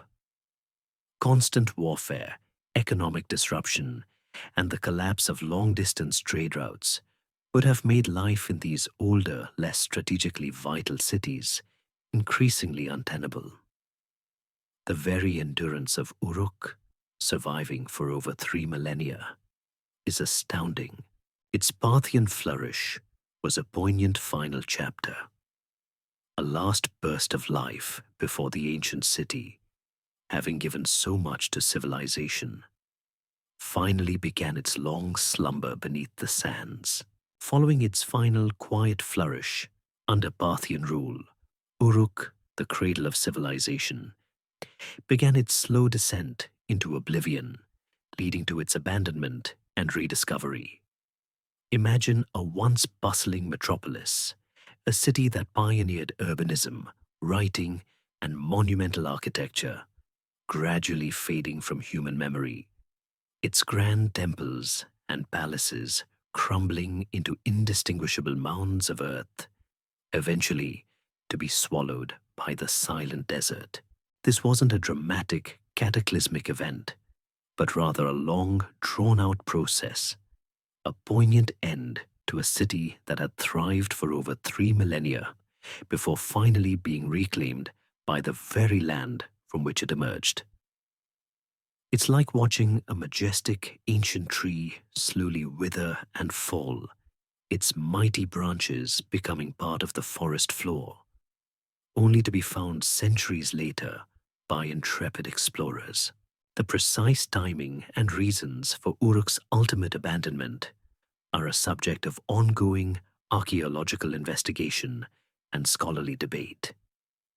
While there was continued activity into the early Sasanian period, 3rd century CE, by the middle of the 1st millennium CE, Uruk appears to have been largely deserted.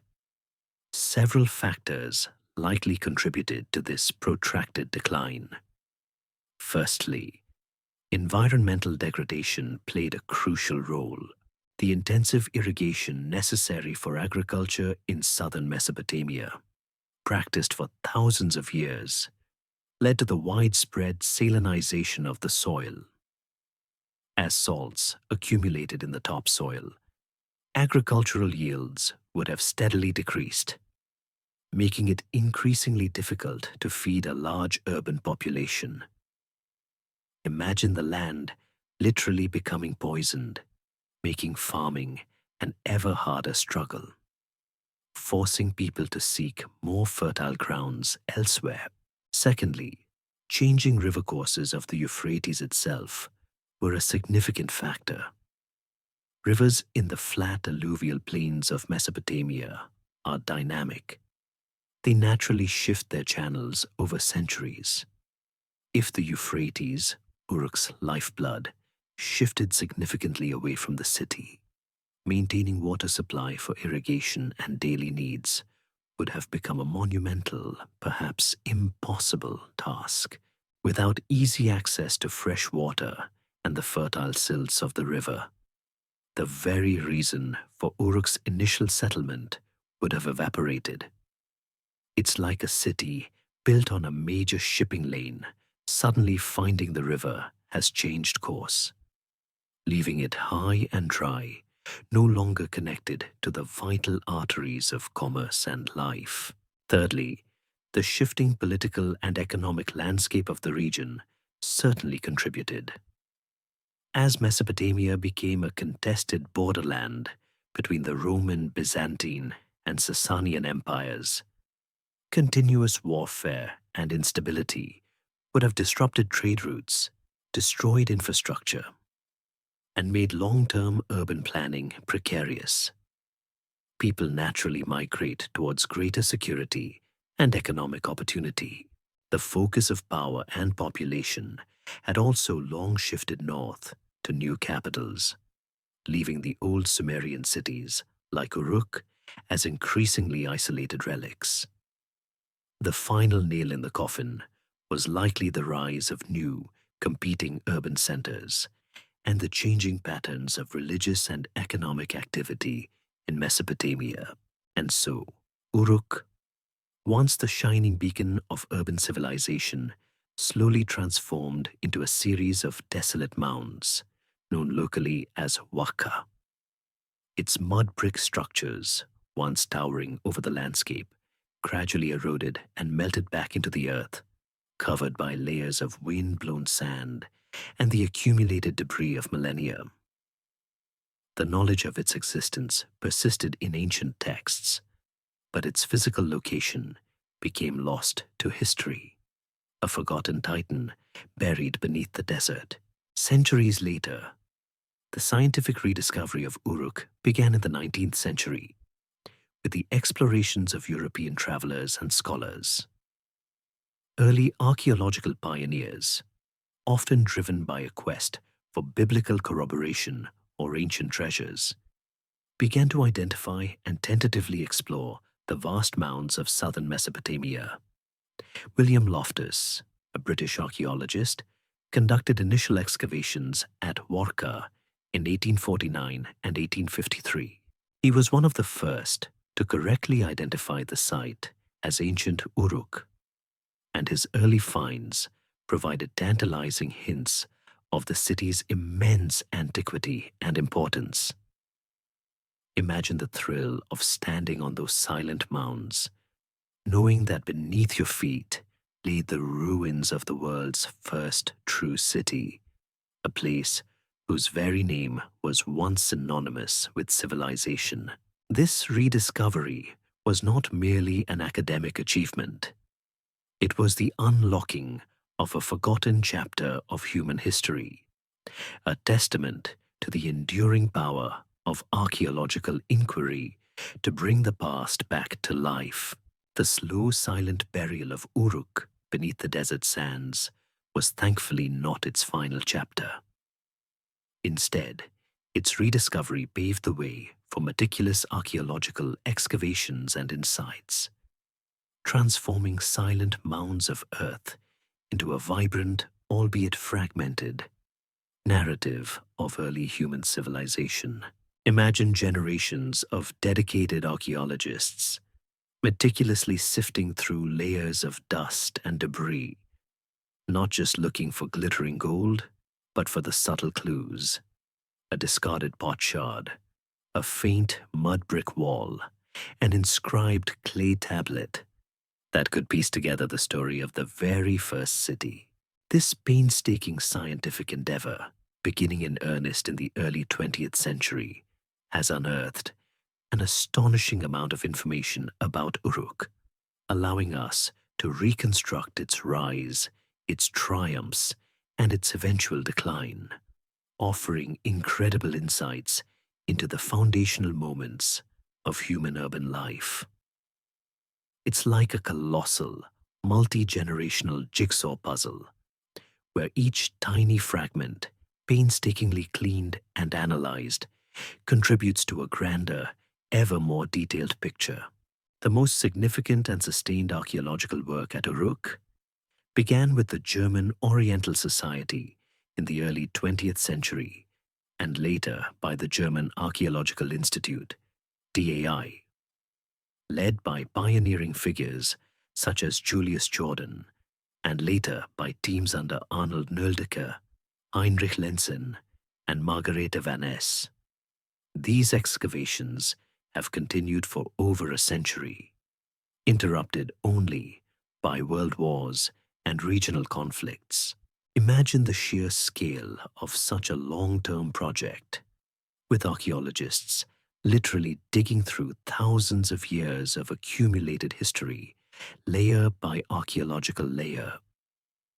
Their approach was systematic, focusing on stratigraphy, the study of layered deposits, to understand the sequence of occupation and development at the site. This rigorous methodology allowed them to differentiate between the various phases of Uruk's existence, from its earliest Ubaid settlements to its Parthian-era temples. The scientific methods used in these excavations were crucial. Beyond traditional digging and mapping, archaeologists employed techniques like ceramic typology, classifying pottery styles to date layers, analysis of building materials like different types of mud bricks, and increasingly modern scientific dating methods such as radiocarbon dating. The recovery of thousands of clay tablets, particularly the proto-cuneiform texts, revolutionized our understanding of Uruk's administration and economy. These tiny, unassuming pieces of baked clay were, and still are, a direct line to the minds of ancient bureaucrats, providing unparalleled detail about daily life, transactions, and the concerns of the elite. Without the ability to decipher these texts, much of Uruk's story would remain forever silent.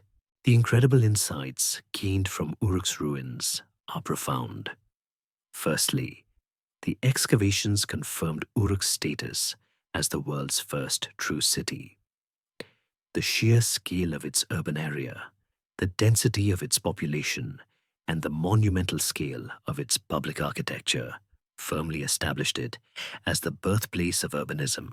Secondly, the discovery and decipherment of proto-cuneiform tablets provided direct evidence for the invention of writing, showing its evolution from simple pictograms to complex administrative tools, fundamentally altering our understanding of how literacy emerged.